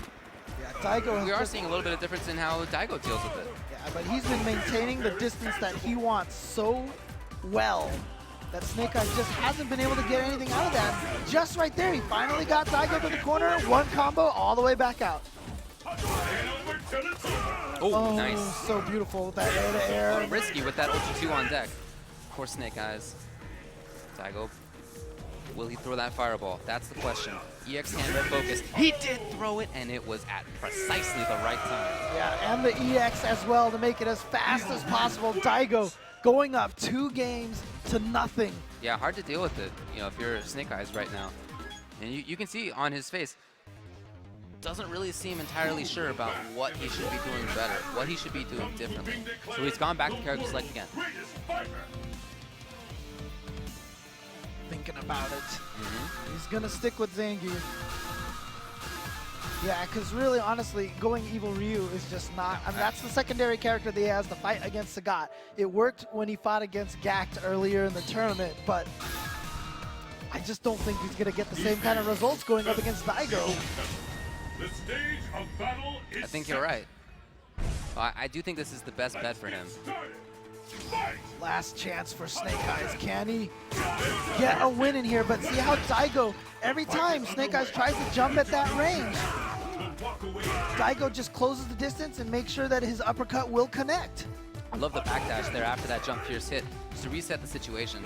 Daigo confident enough that he can walk back into the right spot. He has been. There's a range that's a little bit further out that's good for Geef, but every time Snake Eyes has tried to walk backwards to get into that range, Daigo has just followed him. All about finding those little spots on screen. Different characters have different strengths at different spots. And you're right, Daigo's done a great job of standing at the range that's strong for him, and Snake Eyes has had trouble doing that. Yeah, and we saw all those other rounds that Daigo kept throwing that surprise fireball. You notice all of a sudden he's not doing it anymore because he noticed Snake Eyes wasn't walking around as much. He knows Snake Eyes is looking for it. And he has been really sparse with those fireballs. Just going for the true block string on low forward into fireball, and all those fireballs are adding up to little by little with the chip. He's so good at being away. All of a sudden he's in there, and look, it was a perfect setup for that. Right, because yeah. he had been staying away. All of a sudden he's in for crouching medium kick and into fireball, as you said. And that had happened a good 3 or 4 times. And he had seen, okay, Snake Eyes is willing to stand still. Let me bring this out. It was the perfect time for that. Match point now for Daigo. EX hand, red focus on deck though. If he finds a poke against any of these buttons, or if he gets through, well, I like that he didn't spend the meter for red focus. That's good for him at least. But still, he's just, as you can see, having a lot of trouble finding where to press buttons and when. And on Daigo's side, it's the complete opposite. Right, you saw that, like, for example, that crouching roundhouse from Snake Eyes whiff just by pixels. That is not an accident. That might be it. Daigo, can he seal it? He does. And just like that, in 3 dominating games, Daigo Umehara sends home the last US player, Snake Eyes. But round of applause for Snake Eyes. He made it all the way through loser's bracket after losing that first round, made it all the way back and was just taken out by Daigo, who was just playing too strong. Look, one of the greatest players of all time walking behind me right now. So if you lose to him, obviously you never want to lose, but that I think is one of the toughest player matchups for Snake Eyes and for a lot of people. You can just see the control that Daigo has over the mid-range at almost all times. I mean, the ability to walk out of a certain range and all of a sudden be right back into it, knowing that that's uncomfortable for Snake Eyes, making sure that he's standing at those uncomfortable ranges, doing it in a way that is enough of a harassment to convince Snake to stand still for a super setup. I mean, that's just complete control. Yeah, it's just one of those situations. Again, we always talk about this with Zangief. There's the 2 halves of his game, the ground game and that air game. And the best way to beat Zangief is to have control over the ground game and still have the air game on point. Well, I thought the tone was set from the very start. Right. When there were 3 anti-air Dragon Punches in the first like 15 seconds. That was exactly what Daigo needed to do to tell Snake Eyes, look, this is going to be a ground battle. Until you make me have to play differently, it's just going to be a ground battle. And that's what it was. And Snake was never able to force that to be different. Yeah, and because he couldn't win that ground battle, he could not engage Daigo's mental energy into the ground game enough so that he could sneak in the jump. It just never happened. That's right. But coming up in loser's bracket, so we just had Misei eliminate Infiltration. Can he eliminate another player who has been a heavy favorite for a lot of people coming into this, and that is our Kappa Punko. Punko has just looked so strong. Yeah, it's not just today. It's been over the last half year, where after he didn't do too well earlier in the year, he didn't like how he performed enough, and he sat down and he even tweeted about this, and he talked about it on his stream, that he knew that he needed to make changes in his gameplay, and he correctly identified the changes he needed to make. He knew how to go about making those changes. Both of those things are tough to do. A lot of people have trouble, but Punko did it. And as a result, he's become one of the more fundamentally sound players here.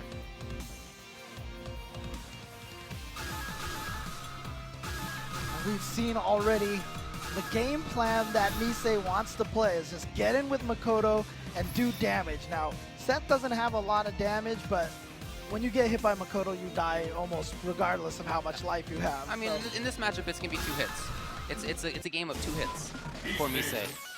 You find a hit, you turn it into 50% life, and then the next one is the same. That's what he's capable of. So our Kappa Punko, on the first player side, his opponent, our Kappa Misei. battle has begun. We have Korea, we have Japan. Oh, dashed in at just the wrong spot. Punko with a nice confirm. Oh, not into the corner. Interesting. Put himself into the corner. It's just really interesting. That air-to-air that we've been seeing from Punko is something that he has been picking up against pretty much any character that he's played against. Is that time? Oh, no, not quite. Oh, Is that can he it time? punish? Oh, yeah. They made that thing safer in this version, so I don't know. I've never seen a combo that intense. Oh, but a neutral jump. This could. No stopping this fighter. Oh, and again, see, there we see right there some of the improved just button pressing from Punko. He has chosen the right buttons to hit at the right time. He's so much better at that than he's been before. No one could have seen that coming. Oh, wow. Stand jab beating the type. Oh, he wanted dash first, probably. I hope you're ready.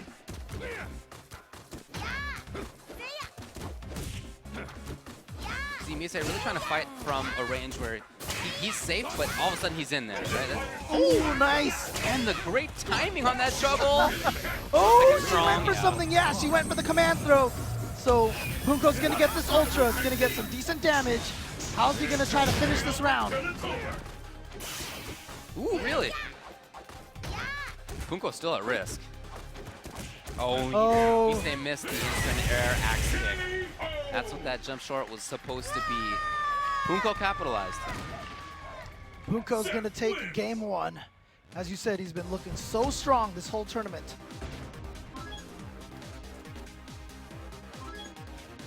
It is an explosive matchup, right? Either side can really control things. But, you know, we've seen sets, mobility, hit confirms, Battle has begun. pressure. Not, as you said, not quite as damaging, but just so many options. This is it. The fight we've all been waiting for. Anything can happen now. Okay, Mise gets the hit and baits out the uppercut. Again, just the damage just leads away. Interesting. Got behind. A little bit late on a couple of things. But, you know, we've seen that 2 times now from Mise. I really think he wants dash first. Punko trying to get in there now. Oh, what a counter from that low short. Mise go for chip. No. Well, he probably would. Yeah, see, there he had it. Yeah, there you Going for the chip, but just got caught low. Fight! And there's the first hit. Pretty good stun on that. And Seth knows he's getting away. Oh, nice catch! Oh, but he doesn't. Might have just been at the wrong distance. Didn't give him enough time. Oh, he gets a crumple. Okay, get the juggle afterward. Where's he going? Oh, he thought he was trying to bait Mise and was trying to jump away. Oh, the mobility from Mise. Oh, wow. Good timing on that. And now Punko, again, he doesn't put Doesn't keep Punko Mise corner. in the I wonder corner, if that's an Ultra 2 concern. Well, you know what? Oh. It didn't matter at the end. Mise takes the game. Makoto wins. Keeping this even, 1-1. Checking the notes. Mise, I mean, we've talked about how strong Punko has looked for the year. Mise has looked super strong today. Yeah, look, Mise But is so a good. strong player. I mean, we've seen him win tournaments this year and do well at others. But yeah, it seems like he's peaking at the right time.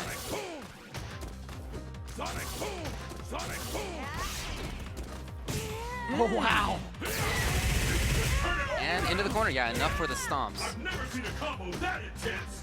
Look at this patience from Mise. Not a lot of buttons, and here we go. He gets the hit. That's the payoff. Look at that damage. Is that stun? It stun. is. Focus into Ultra. Yeah, you gotta think that's what's happening. Yes, here it is. Not gonna kill, I don't think, but pretty good reset situation coming up. Oh, yes. and he just goes for the command throw. And he's going to go up 1 round. What will happen now? Fight! Mise really hoping to counter poke something there. It's very difficult to challenge her buttons. Underway.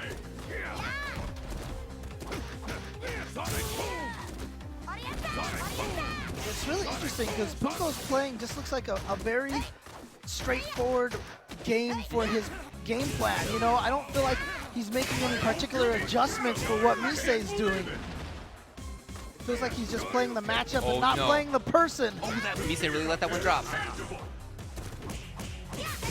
Okay, does get the links correctly. Knockdown version. Oh, he's going to be able to get the follow-up. Low Fierce into Ultra. Yes. A lot of damage on that. So, you know, Seth not always bringing the pain, but that is one situation where he does. It's about even in life. Oh, Goes for tricky. the empty jump. Is it enough? Yes. Wow. This match decides the winner. Fight! Punko looks like trying to go in at the start of this, try to be a little more offensive. What we've been waiting for. You know, Misei has had pretty good defense in a lot of those situations. We've seen quite a few crouch attacks. There's one again, but he has blocked a lot. Right. Fighter is in the zone. Okay, nice. That was a little different look than what he's been showing him in that situation. Oh, and stays in the front. I think Punko had the same reaction, that he's understood. Misei has been blocking a lot, staying on the ground a lot.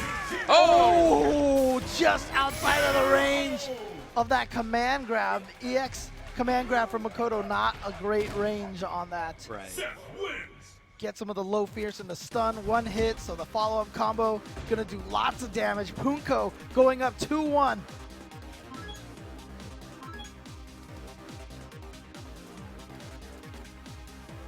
Looks like Misei's going to have to think about how he approaches the defense a little bit differently, I think. It seemed that towards the end of that round, Punko had started to get a better bead on what Misei was doing when Seth was in. There's the first hit. What's next? Sonic boom. Yep, and here's Seth in again. And he does get the hit. This fighter is in the zone. A lot of blocking again from Misei. There is cancer. Oh, nice. There we go. Oh, He didn't no. have meter yet, or what? Did he not spend it? I'm not sure. It just came out with the wrong move, it looked like. He meant to do the EX. Oh, it just goes for the regular throw. This is a tricky mix-up right here. Oh. Nice block. But, you know, smart for Punko to know that not to waste any meter on that. Just go for it. If he gets it, then maybe see what you can set up. But otherwise, just accept the loss and come back the next 2 rounds. Oh, you can't go in on her like that. Look at the damage. Look at the cost of pulling at the wrong time.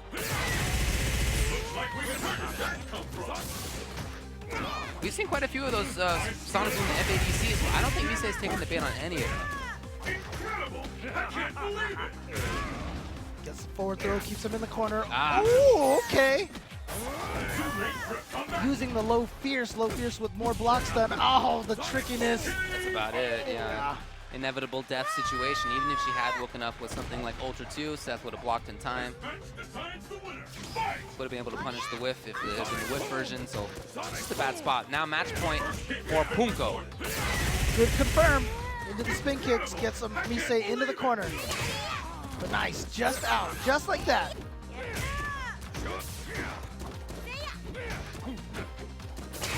Again, a little bit of that darting in and out. Can he get that? Oh, He nice. does. Has EX as well. Wow, what a read, what an escape. Can he stay on top? He did! Oh!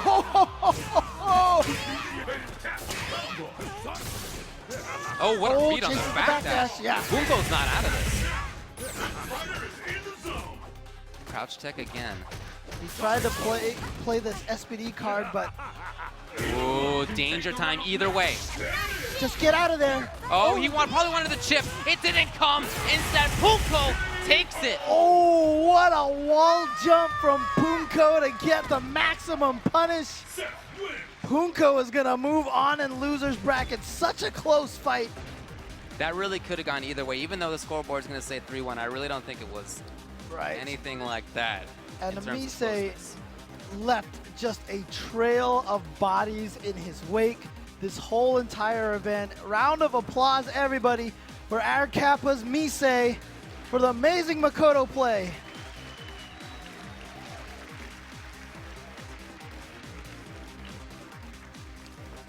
Just want to give everybody a little bit of a heads up. After Grand Finals is over, do not leave just yet. We will have the prize presentation, and Ono is going to come out on stage and address everybody here. So All right. don't go anywhere until we're fully done. Well, all right. Who do we have coming up next? Looks like we are going to go and do the winner's final match. Interesting. And this is going to be Cien versus Kazunoko. Kazunoko, who took Daigo into loser's bracket, going 3-0. Yeah, dominant. And Cien, who's just been playing so strong. Yeah, you know, I've liked a bunch of what Cien has done today. I thought he's been right with the character picks. I thought he's played very well against a lot of people. You know, very classic Cien play. But on top of that, there have been some scrambles, like we were saying before, that he's come out on top of. And if you can get into winners finals with all of those things going your way, I think you're doing pretty well. Yeah, absolutely. And so on the loser side, we do have, I believe it's going to be Daigo going up against Punko, probably on loser side. Yeah. Daigo versus Punko, that's right. Wow. So right now we have Daigo, Punko, Cien, and Kazunoko. That's the top 4. In the top 4 left for this event. That's a great list. That's a great list. You have a guy in Cien who won Evo and dominated an entire year of Street Fighter 4. In Daigo, who won the first 2 Evos for Street Fighter 4 as well. Kazunoko has been one of the best players throughout the last half a dozen years, last 4 or 5 years for sure, and really the top Yun player in the world.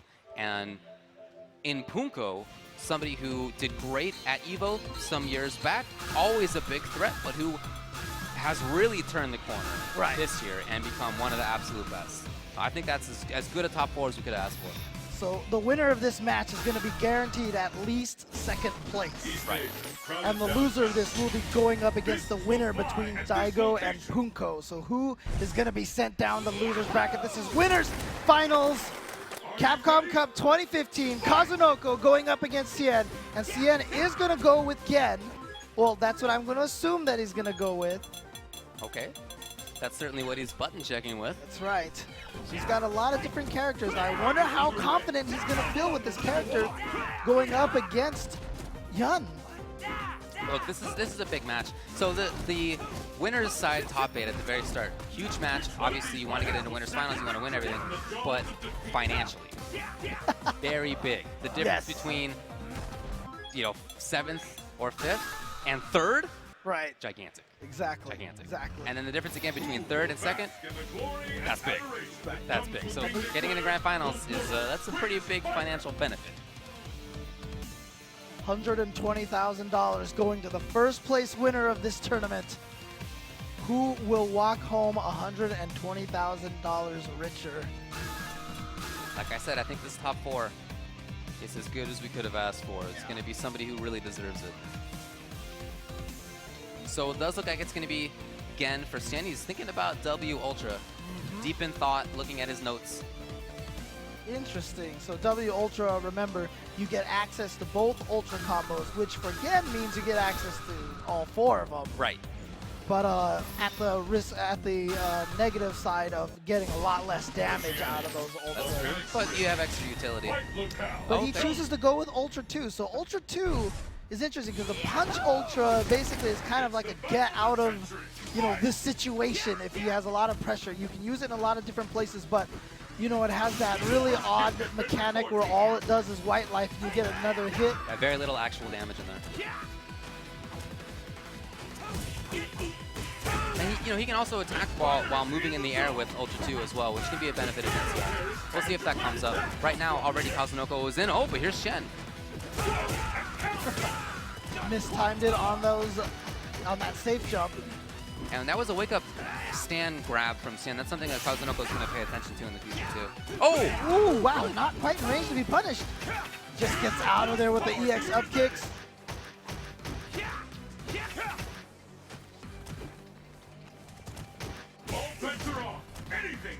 Cien really hoping for something. Ooh, he jabbed to check it. All right. Almost has the super ready. Oh, tried to bait out the up kicks again from Kazunoko, but Kazunoko didn't bite. And it's always hard to make him bite in that kind of situation. Nice win in for Chip. Kazunoko taking round 1. Kazunoko knows all the options, and he has a great understanding of the read, so it's just always tough to make him take the bait in that kind of situation. Which of these two challengers? I think we're about to see something big. Okay. See how this is just a pattern for Kazunoko. He gets the opponent so scared to attack, and then he always just manages to waltz in there casually and just get the command throws. And jump jab, not to the fierce, just went right for the command grab. So smart.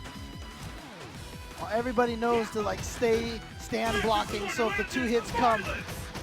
Okay, but Kazunoko working on 3 bars. He's gonna have it if he finds a hit. Shen fully stocked. Oh, there it goes. He does spend the ultra. Again, this is only going to do white damage unless it can drain all of the life. So nope, just white damage. He has to get the hit. Oh, he there it does! is. Kick down fierce. Oh, but the red focus That's into ultra. Kazunoko. Again, when you see Yun whiff that jump, if it's an empty jump or if it's what looks like a misplaced dive kick, you think, oh, you messed up. But no. Crouching medium kick, shoulder, red focus, always a threat. Game 1 goes to Kazunoko. Well, Xian obviously not convinced that that was a bad matchup or a bad result. Gonna stick with Gen. Wow, what a whip punish. Already in the corner. Very difficult to just jump in the corner against somebody like Kazunoko. Always paying attention. He has not been able to chase that down. Yeah, right, and I feel like it's okay for Kazunoko. He spends a bar and he escapes the pressure. Right. Right? Who cares if it hits? Just get away. Especially too, because even in this late round situation, Xian does not have Ultra 1, so he can't chase down the up kicks with his Ultra 1 either. That's right, yeah. Kazunoko, he is looking so strong. Sent Daigo to losers with a 3-0, and he's working on a 2-0 versus Xian right now. Very consistently moving in the air, very consistently dive kicking at the right spot, and Shen hasn't challenged that stuff well enough. I know it's not easy to do, but if he's going to take this game, that's going to have to be involved. Whoa. But a lot of hits that came before, so this combo is not going to do much damage. So probably a reset that. Oh! He wasn't looking for the cross-up. That seems like the default. Right. Maybe Xian was like, oh, well, he's going to fake like he's going for it, stay in front. And Shen's going for his big damage stuff, too. That roll, okay. He can do red focus out of it, but didn't come up there. Can he get more this time? Yes! All right, so a little bit of damage at the start, as you'll see, and then the red. The white light, I should say, yeah. Yeah, drain a little bit of the white light. Can he find the hit? Oh, the up kicks into the lunge punch! 2-0. Xian just didn't believe he was going to go for it. He thought, you know what? He's going to be defensive because he has this white life, and Kazunoko said, nope, nope. No fear at all. Just goes right in there.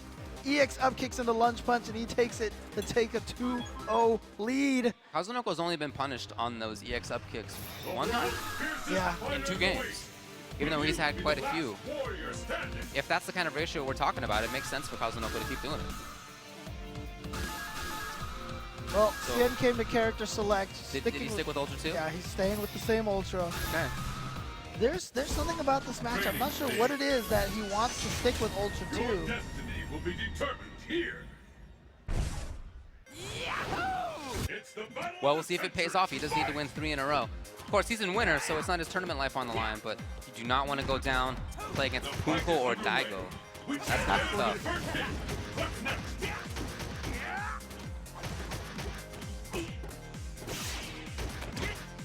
See Kazunoko choosing to stay in the front, wants to also keep the corner position.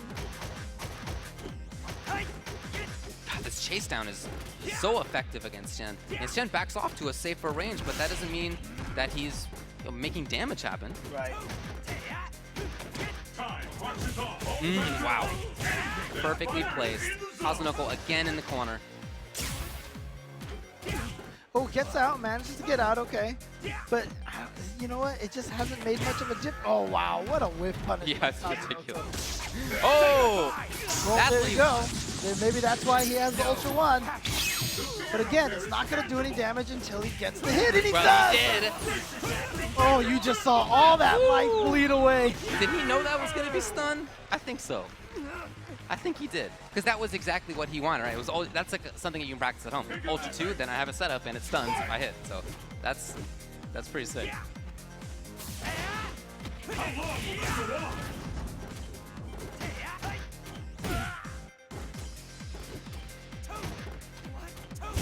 Nice, wow. Gotta see more of that out of Shen. Yeah, the angle of that waterfall kick just right to catch the dive kick. Backdash and the up kicks in the corner. Make use of all his options, that's for sure. Oh! And then not punished, that was a whiff. Yeah, we've seen him do that a bunch of times, but I think Kazunoko, he usually punishes with just a raw lunge punch. Still 3 bars on deck for Kazunoko. Oh, is he gonna spend it? Yeah, right into Ultra, why not?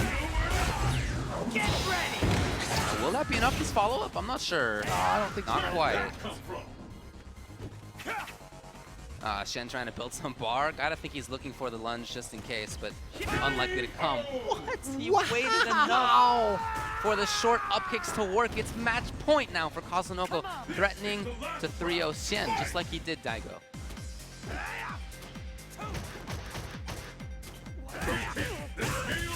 All right, good start for Shen. Look at this. He's going to go for the full combo.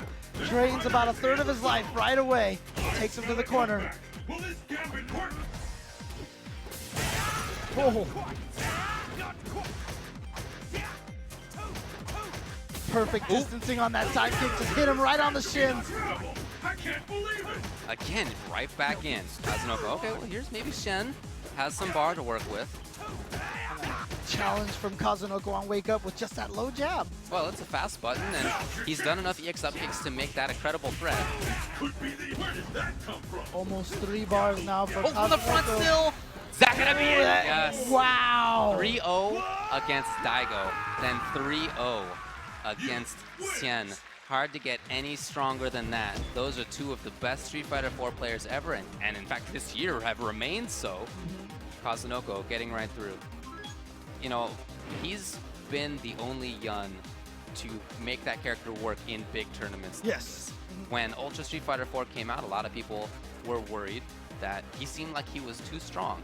That, for the most part, hasn't really paid off.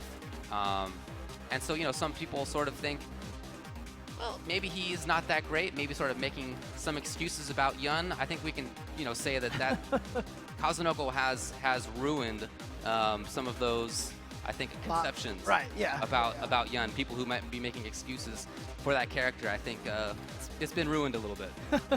Well, look, the character, when Kazunoko gets his game going, it just makes Yun look invincible, right? Yeah. But the thing about it, Yun is not as simple and straightforward as it looks. He's not. And it really, a lot of people who talk about Kazunoko as this random player or he's crazy or whatever, kind of discredits the way that he plays. Agreed. He's so I think good he's very smart. at reading the situation, you know, which is why. He has great spacing.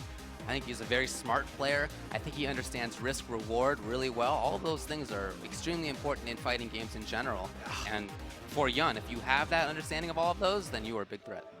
Right, and now we're going to go back to the losers bracket, the match that we have coming up. Wow. Well, I mean, we're at top 4 now, so all of these matches are going to be ridiculous. This is Daigo Umehara going up against Punko. One of these guys is going home in 4th place. That's right. Daigo has been looking so solid here. He's just had the one weakness, which is Kazunoko. But outside of that, he has looked so dominant. Right. Unfortunate for him that he ran into Kazunoko, having had such success against almost everybody else. Yeah, but Punko, again, we've talked about it a million times now, just how strong he's been playing at the late half of this year. He has really upped his game. But now here comes the ultimate test. We obviously know Daigo is one of the greatest players of all time. Yes. Can Punko get himself in the situation? Now, keep in mind, they met at an EVO before, and Punko eliminated Daigo. Well, he beat Daigo in a top 8 and got a perfect on him. Yeah, he did. So that was Daigo using Yun in AE. Daigo has obviously put in a lot of work with Evil Ryu. Well, another very strong character. Yes, exactly. It's the battle of the century. So we have loser semifinals. It's Punko on the left, Umehara Daigo on the right. This is it. The fight we've all been waiting for. Anything can happen now. It'll be very interesting to see how Seth dances around Evil Ryu, and I'm interested to see too, where Daigo wants to stand in this matchup. So far, he's sort of played this like a traditional opponent, Right. which is not something that Seth often, gets hit by. Oh wow, Daigo just knew that was a bad range. That Seth would not have advantage, and Daigo's gonna take the first round with a perfect.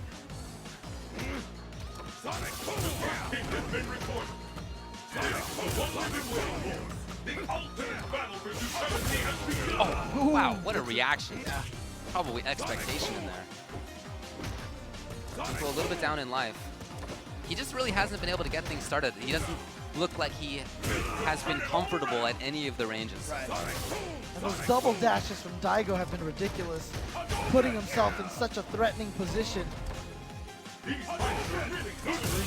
Seth has that W Ultra, so he can get through fireballs at the right spots. Oh, is that there? Really? Wow! What a reaction. Again, I'm sure expected it, was looking for it, but to see it in time anyway is still impressive. Is he going to go in? He is, but a focus attack from Daigo, but nice. Oh, he didn't cancel it. He didn't believe it, Daigo! Wow, just gets him with the uppercut FADC Ultra. He is going to take game one. Winner of this is going to go up against Cien in losers finals. Punko deep in thought. It's a good start for Daigo. He's up 1-0 against Arcapa's Punko. Oh, that white life gone. That's a big risk for Seth. Yeah, again. Had already pressed Roundhouse in the air. We didn't have EX meter anyway. But now, will he go in again? We saw him try before. No, different this time. Yeah, Quick great block.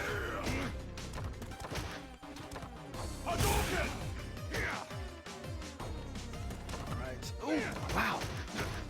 Look how safe that Daigo's playing right now. Yeah, he knows he has big damage output. He's seen, he has the confirms. He's been able to put himself at the right spots pretty consistently. Oh, hold on though. Punko keeping it meterless. Maybe the next hit if he finds it. Oh, the juggle! Wow! Great reaction from Daigo. Great awareness to throw that EX fireball as soon as he got hit. Takes the round off of the trade. The fight is underway.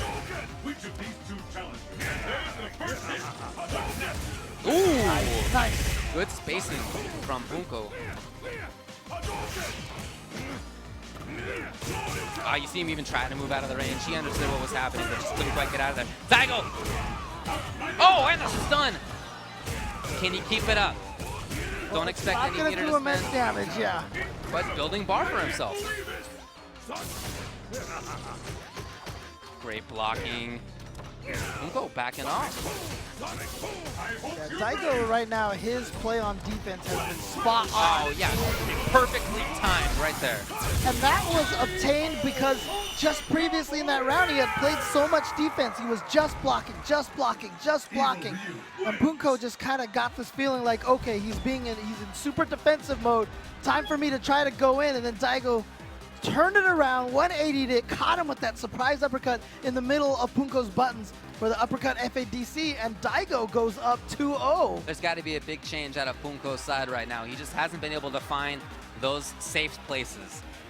And not even just up close, right? I mean, it looks like at range there's been some problems for him. When he's been close, he has not often made the right reads. Right.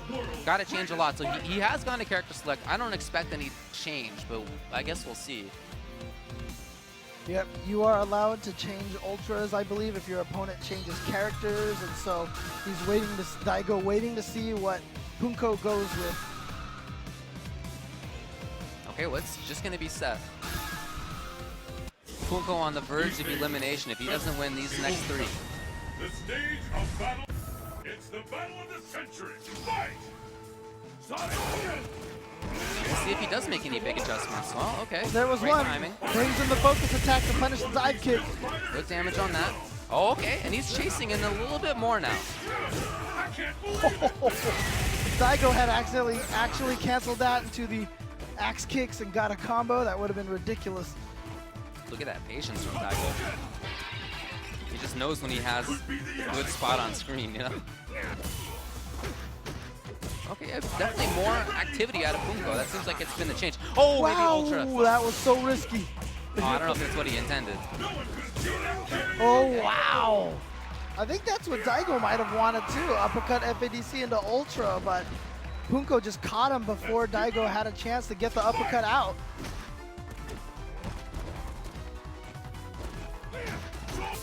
Okay, nice block by Punko. Ended up taking a couple of bars from Daigo. And that's very important against Even Ryu, not just for safety, but for the damage output, of course. That said, Daigo, ooh, if he had found a hit, would have been big. Oh yeah, Daigo we've already seen versus Snake Eyes. Too good with that reaction. Wow! Hold on though, Punko. Gonna get the hops here. Still has multiple bars. Oh! Yes! He gets it. What a great reaction from Punko. And now he has 4 bars. He'll have full super almost immediately. Oh, faked Didn't it. go for the grab. That was so good. He had We been do see sometimes crouching medium kick into FADC pile driver. right. And I think that's what Daigo was looking for. It looked to me like he was trying to jump. Yeah, I mean Daigo has seen that all day. Look at that wry smile. But Daigo has seen that all day. He said, oh, you're going, as soon as he's at low forward FADC, he's like, oh, I'm jumping away from Right. that. But then just got caught in his pre-jump frames, and sure enough, Punko taking game 2. Double focus through those fireballs. Again, some more activity out of Punko here. Not just standing. Moving around. I think that's a good sign for him. Yes! Right off the wall into the kicks. So now Daigo fighting in the Chase corner. down. Oh yeah, I love the willingness to do it. And that means that Daigo's out. Go back to fighting in the mid-range. Oh wow, what a whiff punish. Daigo knocked down again.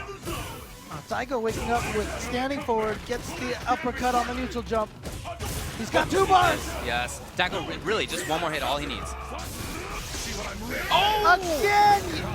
He has been so on point, punishing those focus attacks. As soon as he sees it, and as soon as he sees that Evo Ryu absorbs the fireball, there's really nothing that he can do in that situation. If forward dash, let go of the focus attack, back dash, they're all gonna lose to that Ultra 1. Punko now with the lead in this match. Oh, nice block. The ultimate battle for supremacy has begun. Looking for Dragon Punch. You know they have come. Wow, that was a Ume Shoryu if I've ever seen one. Oh, gets from the other side, trying to conserve meter. Wanted the overhead probably for the stun. Instead, Punko. Okay. Match point, Daigo. This is the last round. Fight! And with that, the fight is officially See if underway. Punko can more frequently find those good spots for himself. Oh, Find from those the right front. mix-ups. Yeah, but wasn't meaty enough that I don't think Punko thought he could get the combo off after the dive kick. Punko puts himself close. Tried to confirm. Nothing. Oh, again we saw it. This time Daigo blocked. He's so smart. Oh, here we go. Big damage. Slowly to the corner, still with 2 bars. Oh, that worked. Oh, he got him. Was He that the got start him. of a sweep, maybe? I think he was just still in the middle of dash. Okay, mixed Punko up in. from the front. Oh, and he baits out the uppercut. And he Punish- made Daigo spend that meter. Oh, Daigo tried for the uppercut. It didn't work. We're going to the final game. Yes. Yes. Last game. What a comeback right now from Punko. Wow. So he did make those changes that he needed to make. He made them in his overall game plan in the second half of the year. And here, even within the set, he has done the same. Yep, down to 0-2, has tied it up. Now it is 2-2 between these two. And look at this change from Daigo now. Very offensive, very insistent on getting close. Love the block. Look at that damage. Oh my God, he lost so much damage from the white life as well. Oh, nice. There you Oh, go. but Countered no. it. And just like that, Daigo.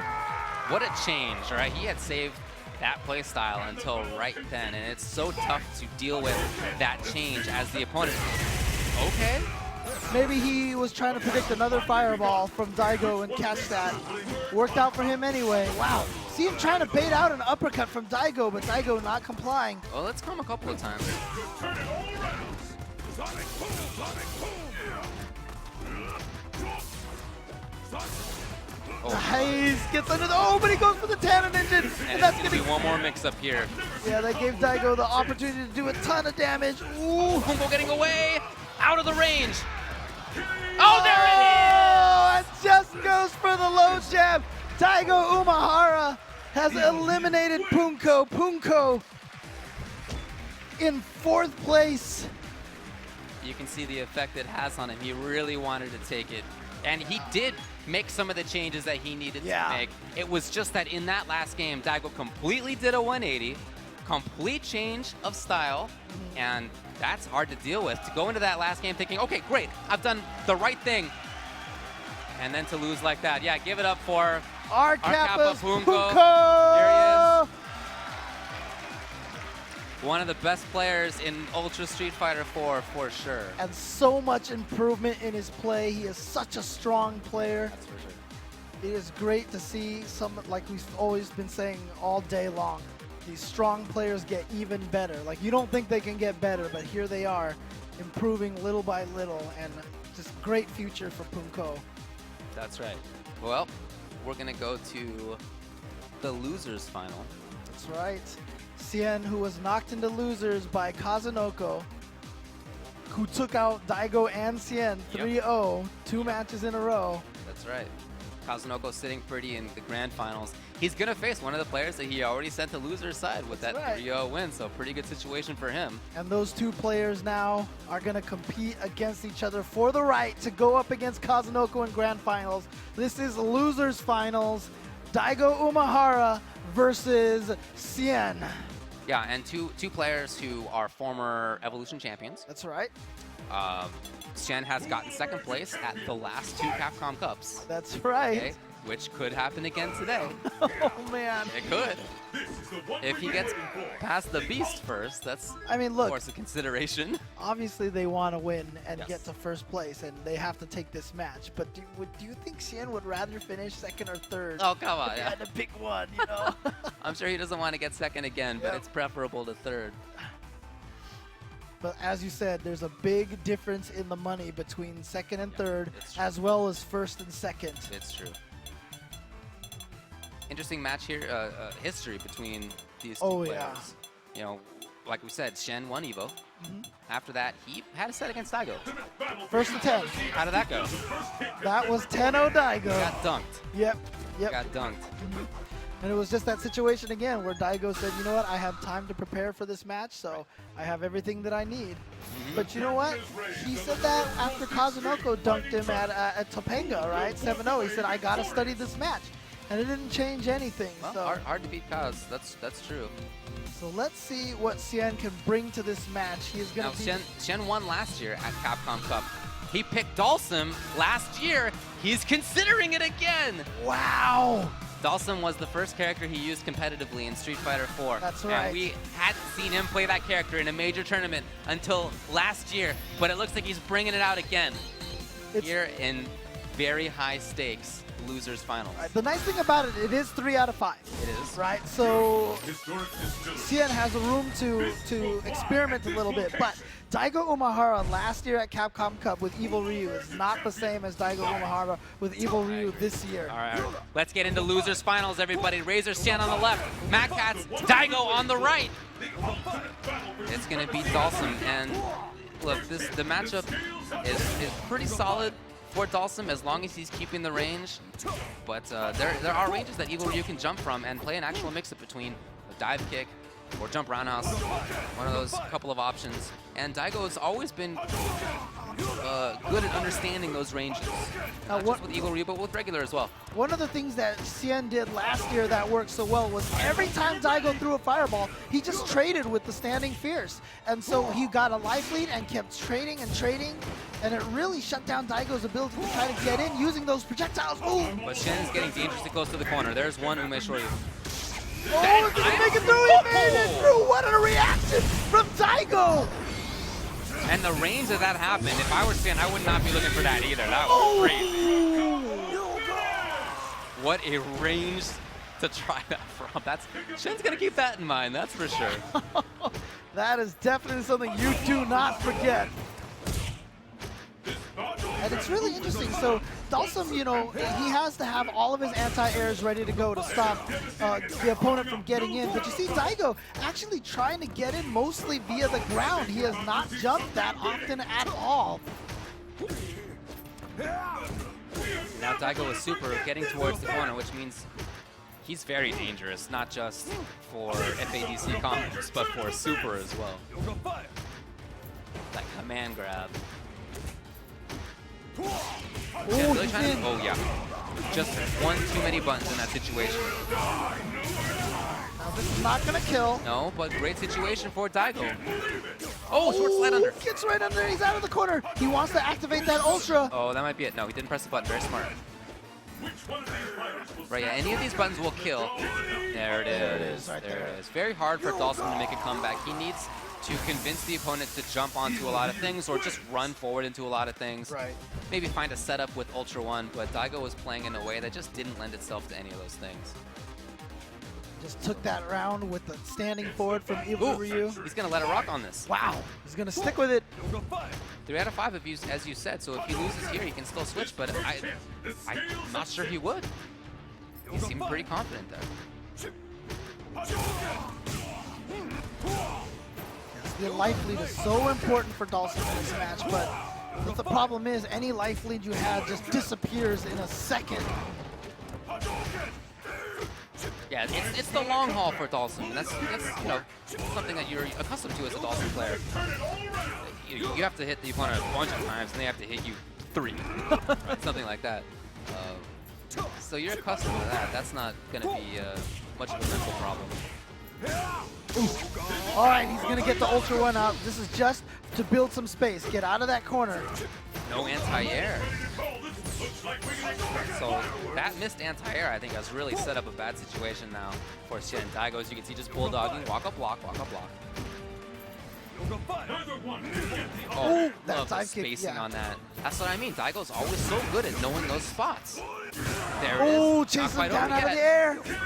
Oh, and stand tech. Yeah, fake the throw, walk backwards, standing forward. It's the second time he's won the round with that standing forward kick. Such a great button for Evil Ryu.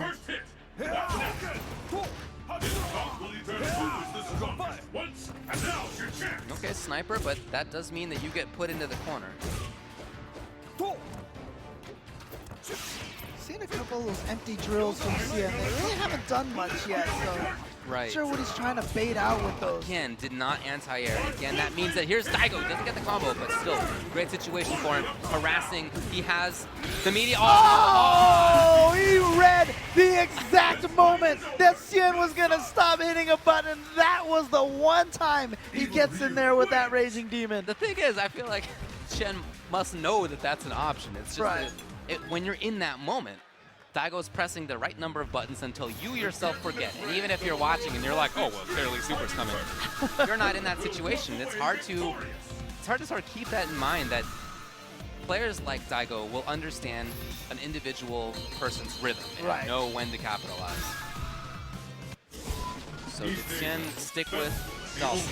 Nope. No. It's gone again, Ultra One. He's going to have to take 3 games in a row against Daigo Umehara. This is the character that he went with versus Daigo at the Canada Master Series. And he actually, you know, kept up with him a little bit. But Daigo still came out on top.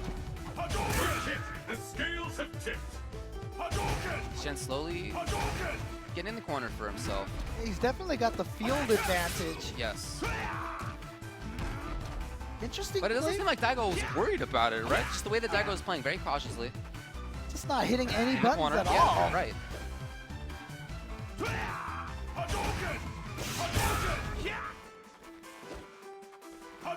And he's really letting Sien come in and cause Sien to actually hurt himself. It's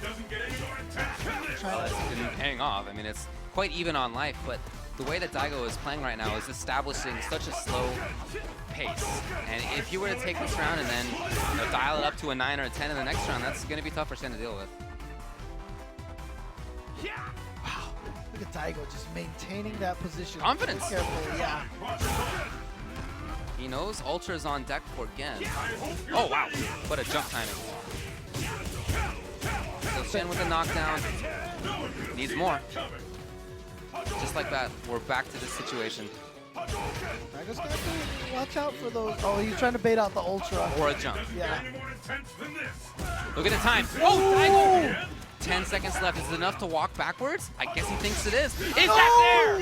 He went for the fireball, the one thing that he should not have done. The one thing that he should not have done. He really just thought that Xian was going to try to chase him down in that situation.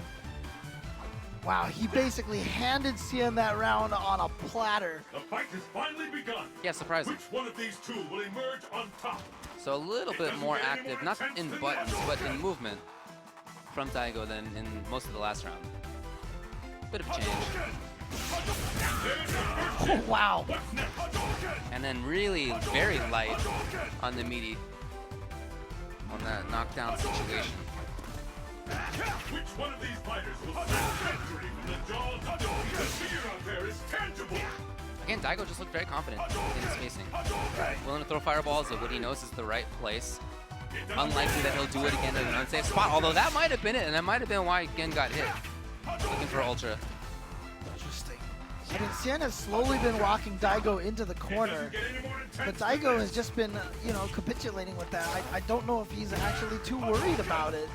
I think he feels comfortable being in the situation. Well, he's not cornered anymore.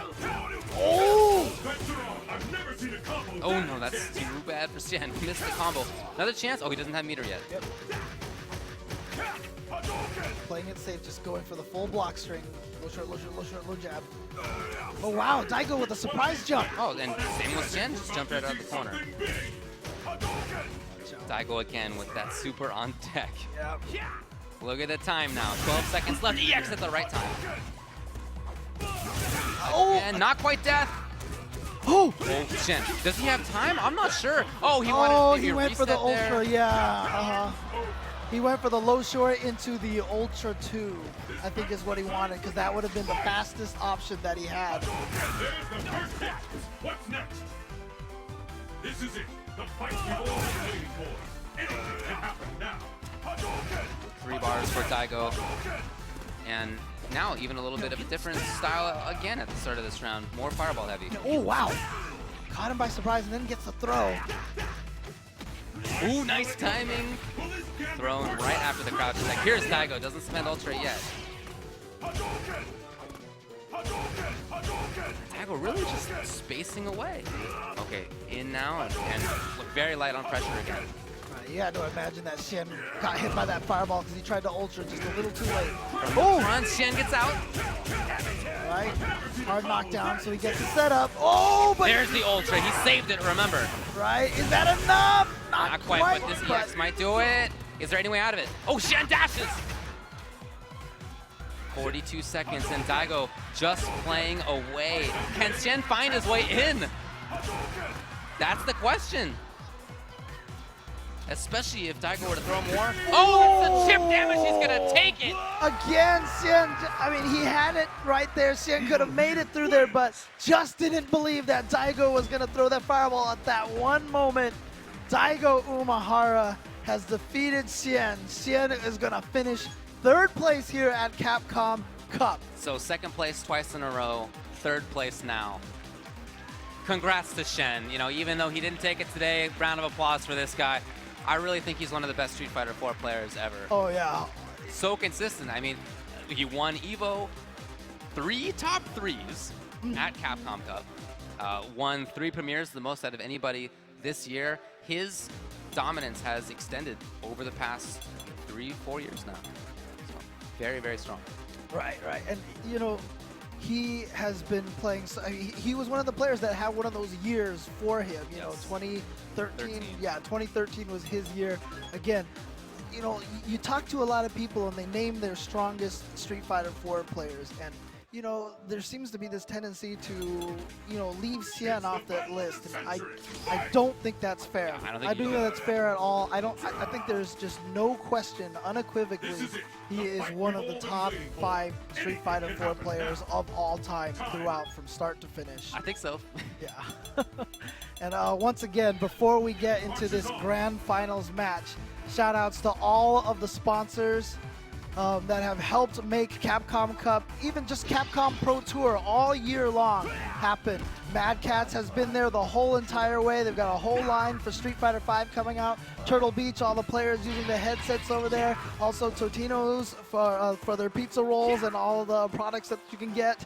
So definitely shout outs to all of the sponsors that have helped. I hope that it's been a good Capcom Pro Tour year. Has it been good? Have you guys had a good year? Has this been solid?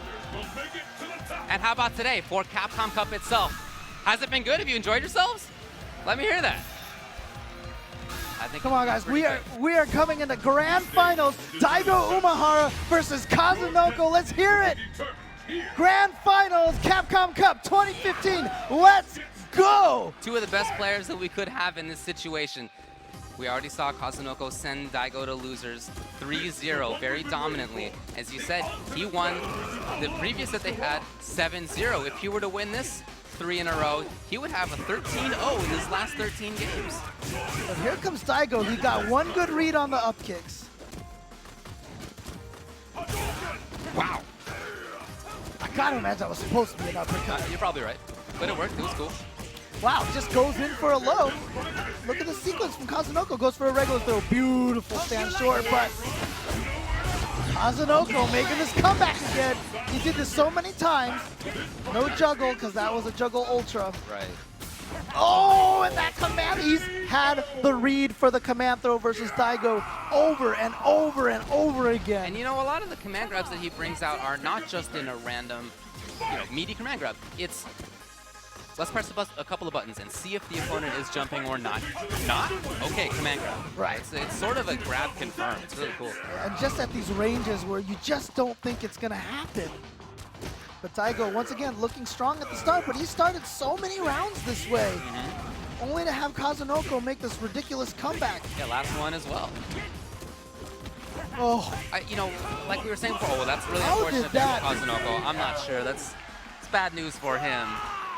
Good job to Daigo to capitalize. I like how Daigo is playing in the neutral game, I think. I think he's doing pretty well there, but when he gets knocked down, he just is getting lit up. The ultimate battle for supremacy has begun. Kazunoko threatening to get in, and when he jumped forward, Daigo had the counter and on the dive kick as well. That's the kind of stuff that Daigo needs. It's just that on top of that, he also has to get those mix-ups right. Right. Daigo, you can definitely see where he's focusing his game. He is focusing on countering the dive kick and being aware of the jumps. That is where see, he goes right into the air. Oh, just a bad distance so that the cross-up missed. Allowed Kazunoko to get that punish when he landed. Love that block from Daigo there, just playing very patiently. He knows the threat right now. Oh, wow. Great reaction to get the juggle, but here we go. Oh, he's going to go Ganagin. He's going to go for old school style. And a juggle, of course. Is that going to be enough? It might be. Not quite. Chip. Oh, he went in. Look, I love the wake up from Daigo. I think that was so smart to try the wake up crouching medium kick. It could have turned into a lot of damage, and he was just a couple of frames away from making it work. But that's the second time Kazunoko's gone for that meaty kill with the lunge punch. Right. And the second time that Daigo did not have the wake up uppercut on it. Kazunoko just going in there, no fear. The ultimate battle for supremacy has begun. It just feels like Kazunoko has been able to get away a lot from when Daigo wants to get in, and on the other side, it has not been the same. It's been the opposite. And like I said, he has just been so perfect on his command grabs. He has landed it pretty much every time he's wanted it.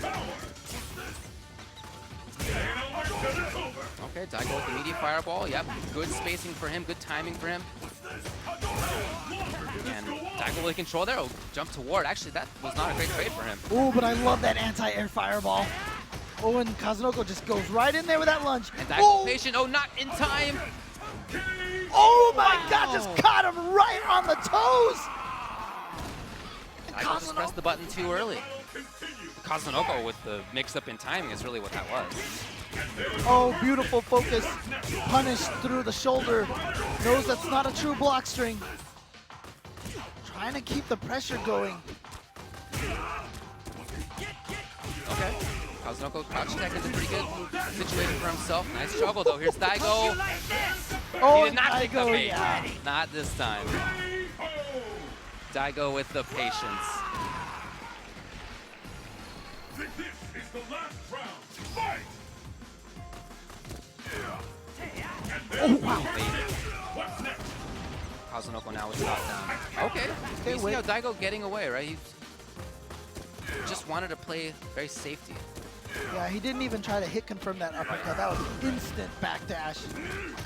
Oh, just a little bit off on the distance. And oh, Kazunoko with a combo drop. See Daigo with all those dashes.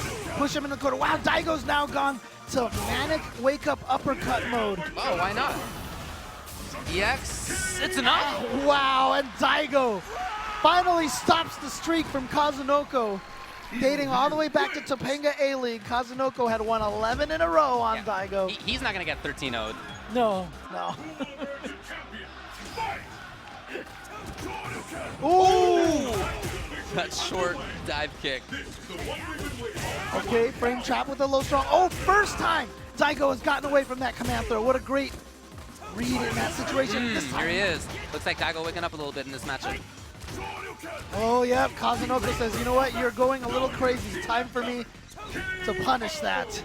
That delay on that dive kick is just so good, well timed. Yeah, and also remember, guys, Daigo has to win 2 sets of 3 out of 5 to take this because he's coming from loser's bracket. Oh no, Daigo with a combo drop. Again with the combo drop, that was huge. And that 50% life loss was really because of that. Oh, and there's that command throw again. Daigo trying to outrange just a different time than he expected. Again, how many times does that happen where Kazunoko has been able to find the hit even though Daigo has had a counter that would work at the timing that Daigo expects. Right. But that Kazunoko brings out a different timing. But Kazunoko now at tournament game to take Capcom Cup and win $120,000. He's right there, but Daigo is going to do his Here's best Daigo. to reset this and take it to a final set. Ooh, wow. And Daigo was walking forward into that, actually. Great block, great DP. Daigo maybe getting some reads. Daigo realized from the first set that they played that his really super careful style was not going to do it. And yeah, he has a better read on Kazunoko's rhythms now. It really looks like it. Oh, that's Oh, good. yeah. But not a terrible punish. Right. Still with 3 bars is Daigo. Still very dangerous. Kazunoko's about to get it. He has 3 bars now. Ooh, Really wake up, huh? Hop kick. You don't see that very often. And that's to do it. Daigo is going to tie it up 2-2 here in this last set. He's trying to reset the bracket. Can he do it? Or will Kazunoko win this game and take Capcom Cup right here, right now?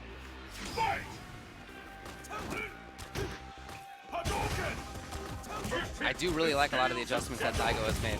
We've seen this work for him more, that sort of neutral game, but now he's less scared, he's more fearless. And I feel like that's an important tool against Kazunoko.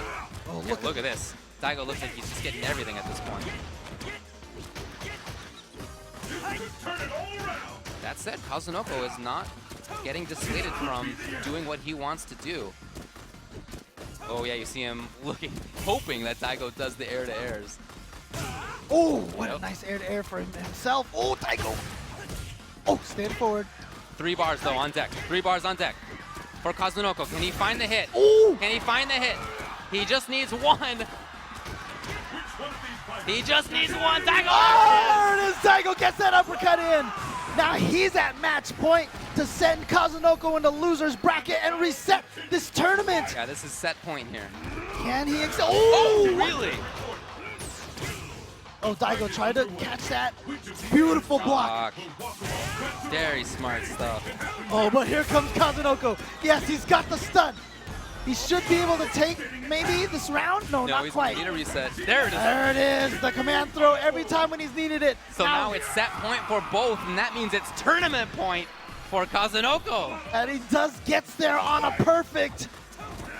What's gonna happen here? And he's gonna start with the red focus Great combo. start for him, but now Daigo's caught in the corner and getting caged. Great read. So good damage there without spending any meter yet. But Daigo went. No, he did try to go in. There's the air-to-air again. Kazunoko with the juggle. Bad look now for Daigo. Is that it? And that's gonna do it. Kazunoko has taken Capcom Cup 2015. He is your champion for potentially one of the last great major Ultra Street Fighter 4 tournaments. Kazunoko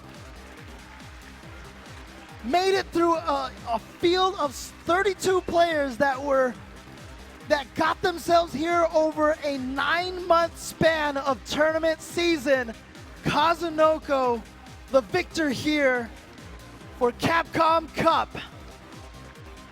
We have seen him win tournaments this year, but it doesn't get any bigger than this. Winning Capcom Cup 2015, the culmination, of, as you said, of a year of training, of traveling, of qualifying, and it all worked out in the end for Kazunoko. Certainly one of the strongest players. But definitely shout outs to, once again, a round of applause for Daigo Umehara getting second place, the Beast, one of not only the greatest Street Fighter 4 players of all time, but just one of the greatest fighting game players of all time. All right, well, let's toss it over to Mike Ross. Everybody, check. It's not on. Mic is not on. Check. Mic is not on. We have another mic. Check. Check.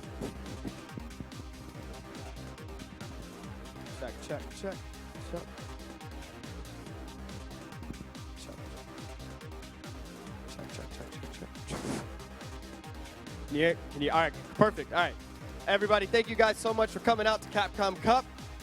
About to begin the award ceremony. Started at final round, and it has concluded here tonight at the PlayStation Experience. We'd like to congratulate Kazunoko for getting first place.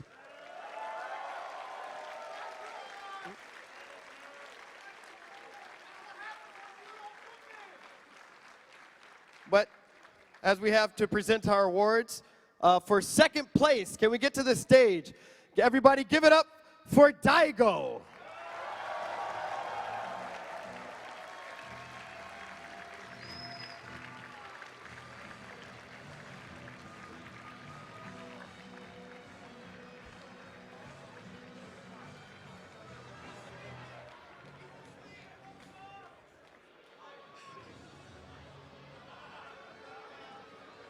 That's the last time we may ever see him.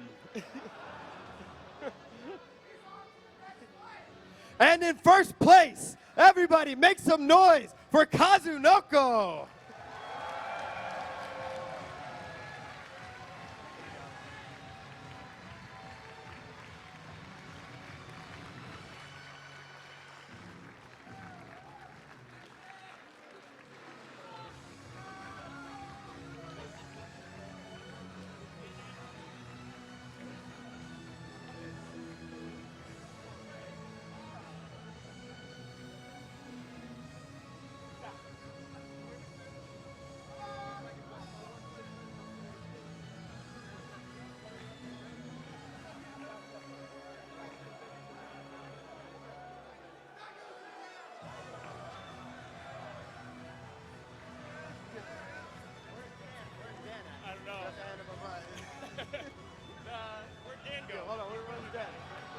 Dan, we need you back to the stage. Dan, where did you go, Dan?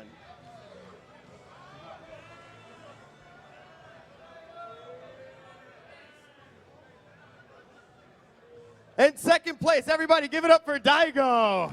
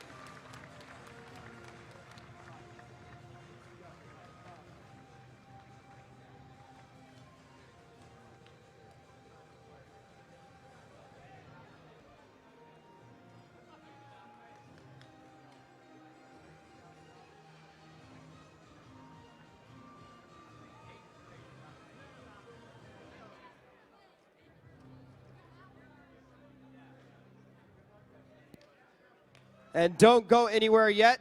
We're about to have a special announcement. I'm about to pass the mic here to Director of Brand Marketing and Esports, Matt Dahlgren. All right, everyone give it up one more time for Kazagnoko. It's not just this year's Capcom Cup champion, but the first fighting game player in history to walk away with a six-figure paycheck from a single win.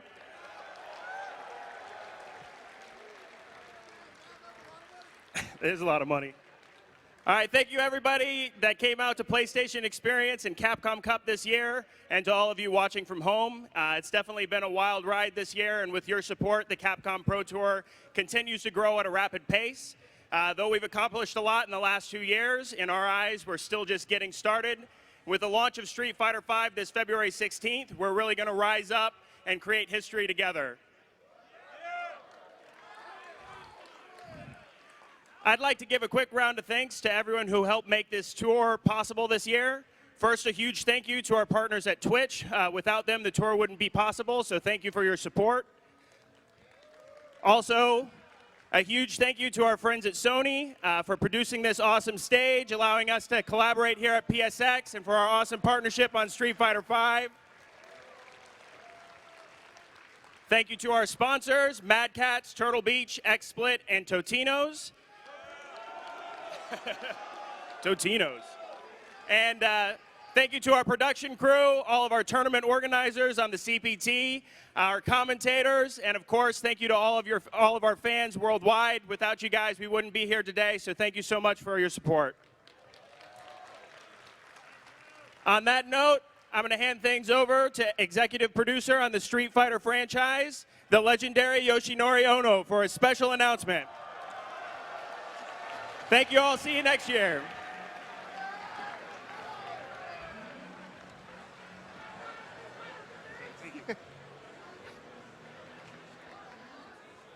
もう一度今日参加していただいた32人の選手に拍手をお願いします。 Hey everybody, please give a warm round of applause to all 32 of our competitors here today.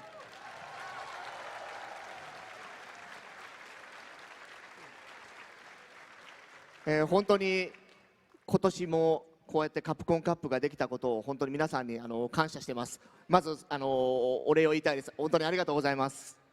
First, I want to thank all of you here today for joining us at Capcom Cup. It's been a very special year for us. I want to thank each and every one of you personally. Thank you very much for coming.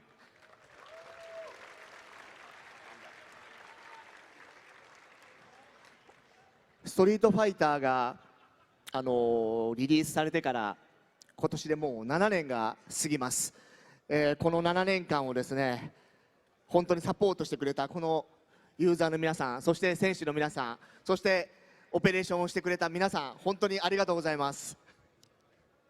So Street Fighter 4 series has been with us for over 7 years now, and it's all thanks to you, the fans, the players, and especially the production staff behind the scenes. Thank you to all.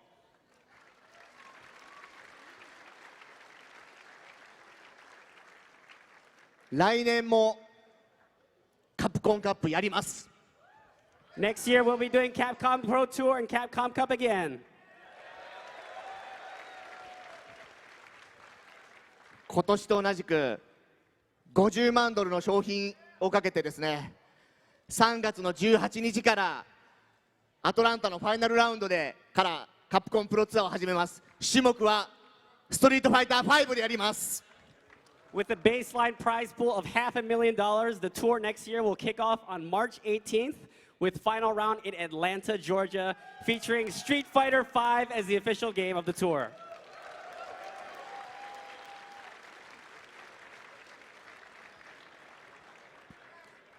今日まだリークされてないニュースを一つ持ってきました。 So today I have some news that hasn't leaked yet, which I'm happy to share for you for the first time ever. 皆さん、ストリートファイターアサシンフィストを楽しんでいただけたでしょうか。 Did all of you watch Street Fighter Assassin's Fist?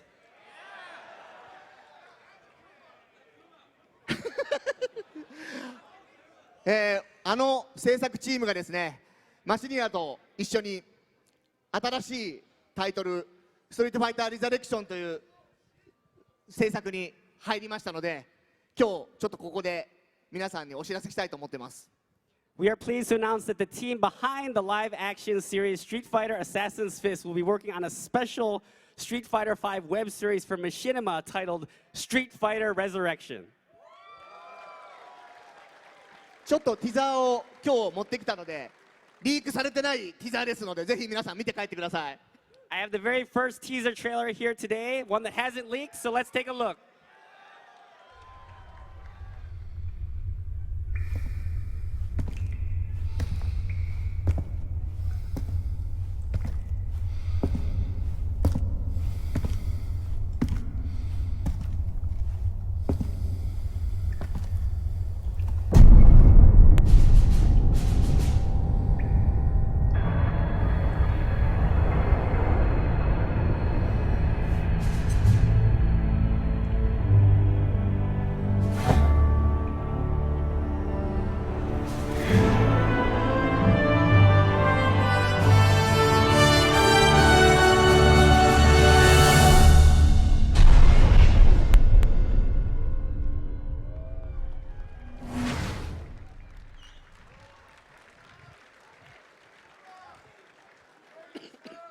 「チャーリー」ですね悪魔じゃなくチャーリーが出てきましたけど、皆さん来年の前半にですねこの映像公開する予定ですので、ぜひとも楽しみにしておいてください。Yeah, a lot of you might have recognized that as Nash from the Street Fighter Alpha series and in Street Fighter V. Hope you enjoyed that sneak peek. We'll have more information to share early next year, so stay tuned.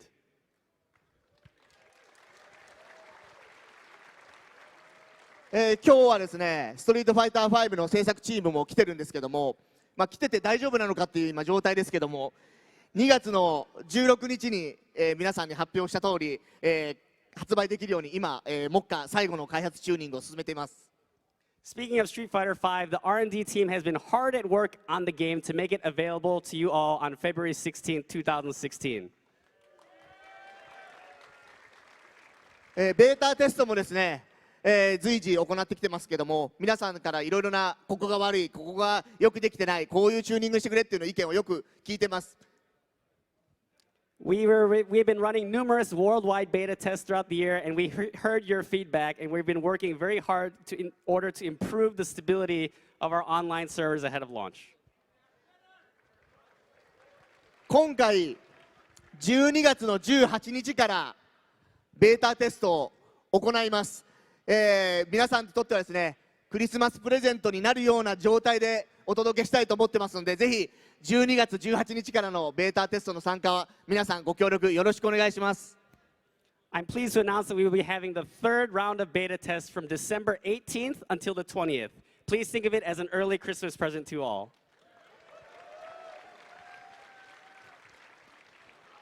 これからですねストリートファイター5、2月の18日16日リリースした後、我々長期的に、皆さんのサポートを行っていきたいと思ってますので、ぜひとも協力をお願いしたいと思ってます。で、一つ皆さんにちょっとお願いがあります。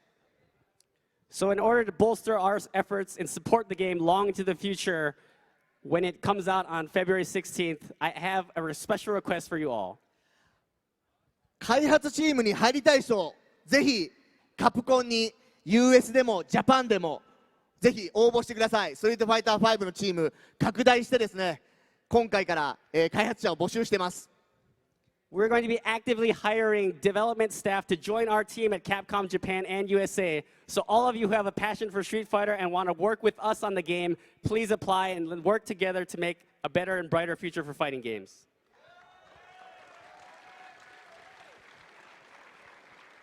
もう一つありがたいことに、今回本当ありがたいことにもう一つリークされてない映像を持ってきました。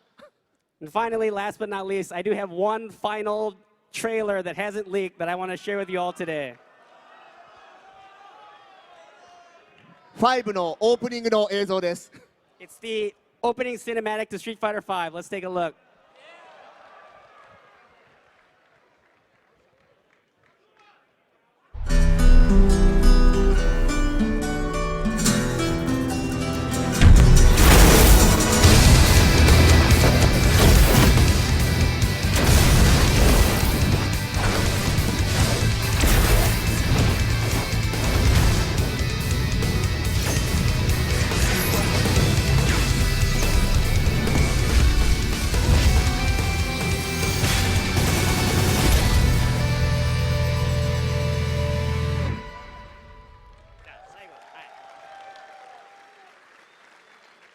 じゃあそれじゃあ皆さんそろそろ立ち上がる時間が来たようなので皆さんぜひ立ち上がってください。 All right, guys, this is the last thing we're going to do the show here today. Please all stand up. We're going to do a Shoryuken together to close out the show. You guys know how to do this? じゃあ僕が3、2、1で皆さんぜひとも昇竜拳をやってください。 I'm going to count down 3, 2, 1, and then we're all going to Shoryuken at once, okay? You ready? Are you ready? Okay. 3, 2, 1. Thank you very much, everyone. Thank you.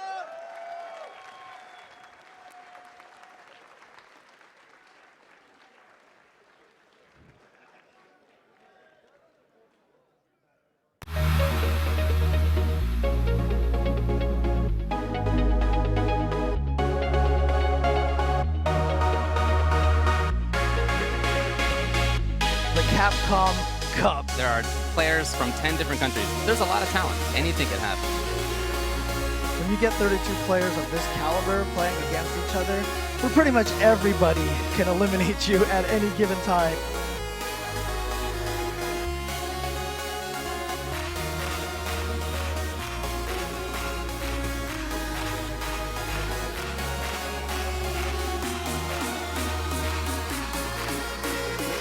You guys ready to watch the first match? Yes, there it is. No, we got him. Oh, we got him. No! The magic pixel. He's meant to be. Oh! Go! Oh, He's got the setup! Oh, he does! Chips him out. And he jumps up in excitement. At this point, is anything really an upset? Oh, and he gets the big face open only. Oh, and he closes it out. Exacts revenge on his arch nemesis. At this point in time, I can guarantee you nobody's bracket. All brackets are dead. Oh my God! Right at the last second. What a dominant performance. Wow. This guy is a wizard. Two players just beating the hell out of each other.